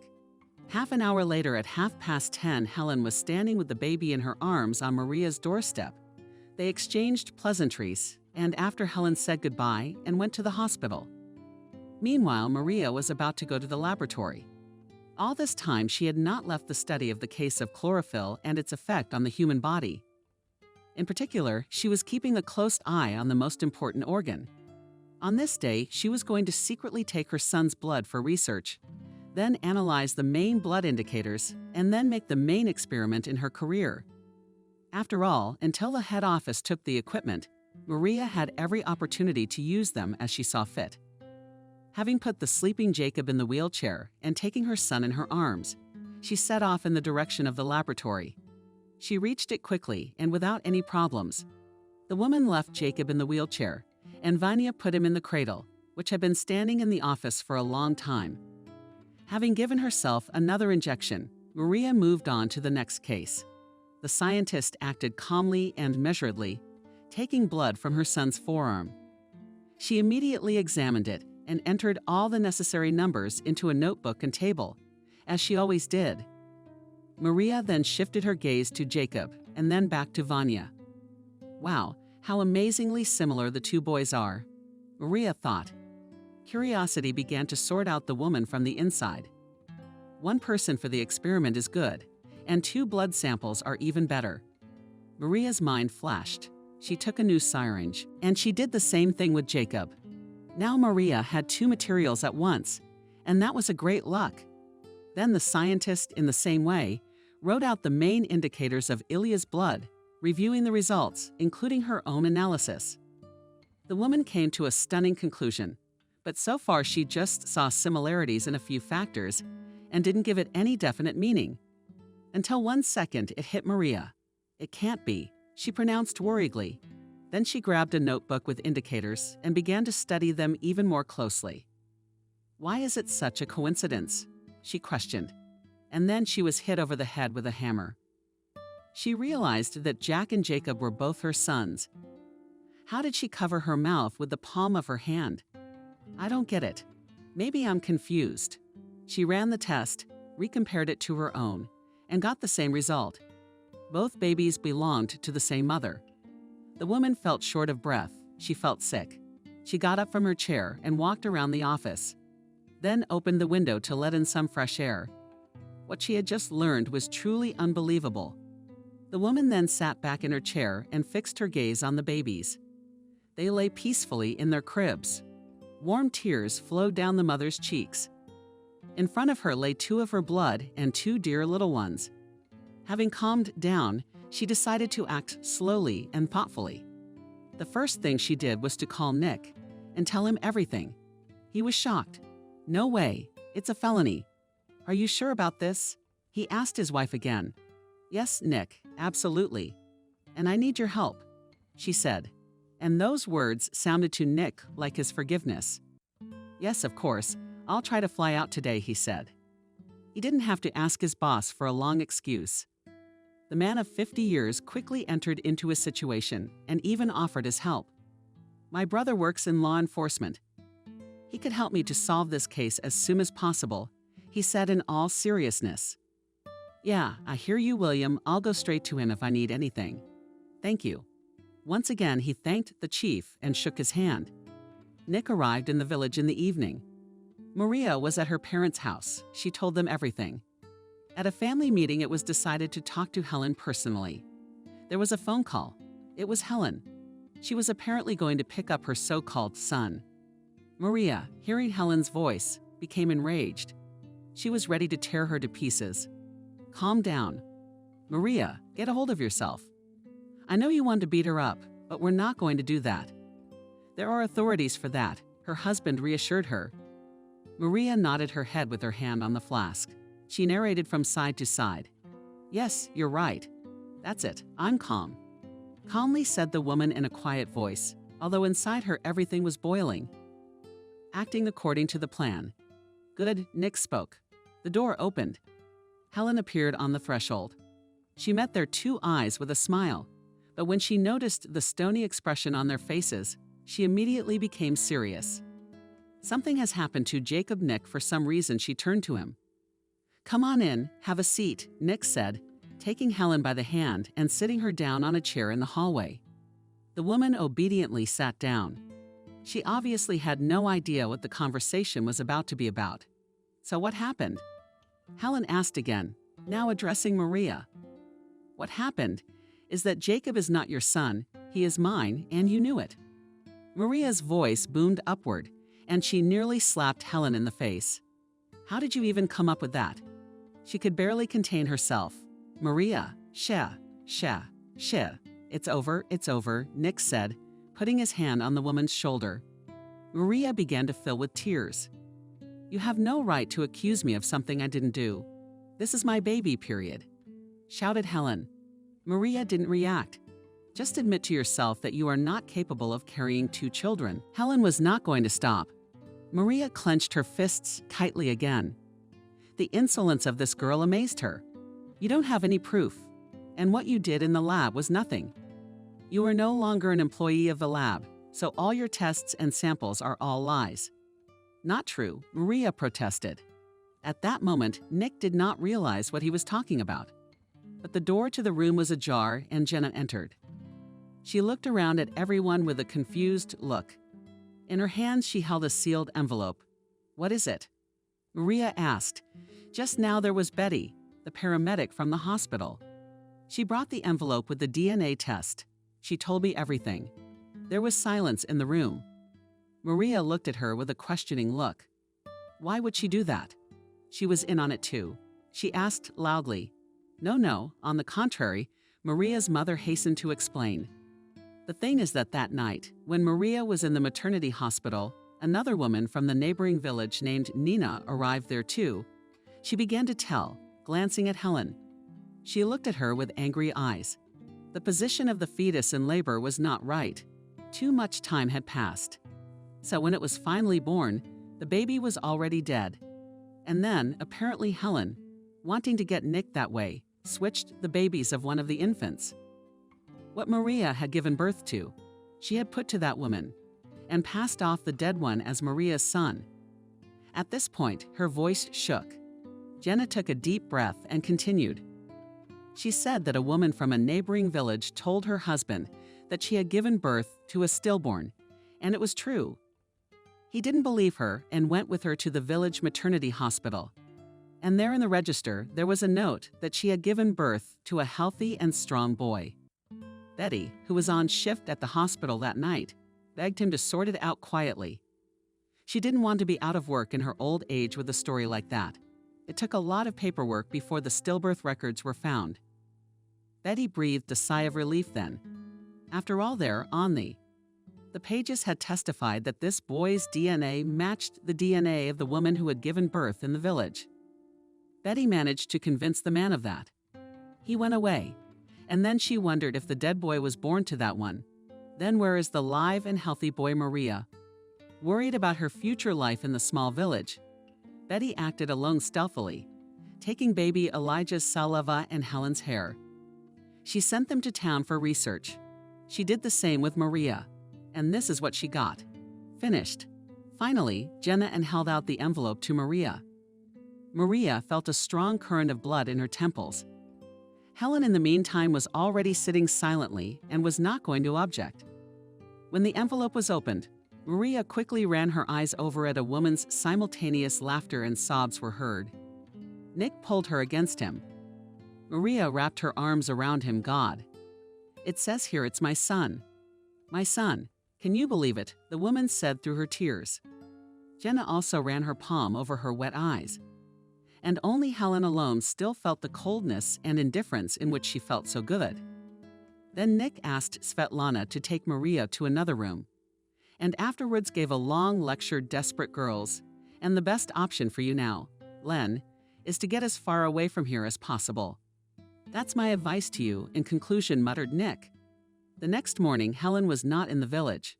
The story remained relatively closed. Only a narrow circle of people knew about it.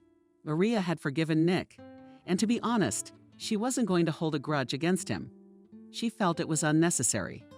After Ilya's adoption and all the paperwork, Nick went on watch again. After all, no one canceled work. Maria continued to live, enjoying motherhood. However, she did not forget about her interest. One day, unexpectedly for everyone, and first of all for Maria herself, she received a reply from the head office of the laboratory. The letter said that they were quite interested in the experiment Maria had conducted, and that they would like to see the young scientist in their city. Travel and lodging would be paid. Maria was crazy with happiness. Had it really happened? It turns out that everything was not in vain. Maria spent a whole week on a business trip away from her babies. But during this time, she managed to confirm her experiment. Modern equipment made the work much easier, and the fresh minds of the staff suggested a more efficient way of obtaining data. And at the end of the week, the scientists came to the surprising conclusion that chloring fill is really beneficial to the circulatory system. Penetrating the blood, it gets into the bone marrow, where it begins its main and most important function of the blood of creation. Maria was awarded the Nobel Prize and was also invited to work in the main department of the laboratory. In addition, while Maria was on maternity leave, she was again officially allowed to study plants and their effects on the human body. When Nick returned from work, he was extremely surprised by his wife's abilities, and no less surprised by the fact that all this time she had been doing this work secretly from everyone.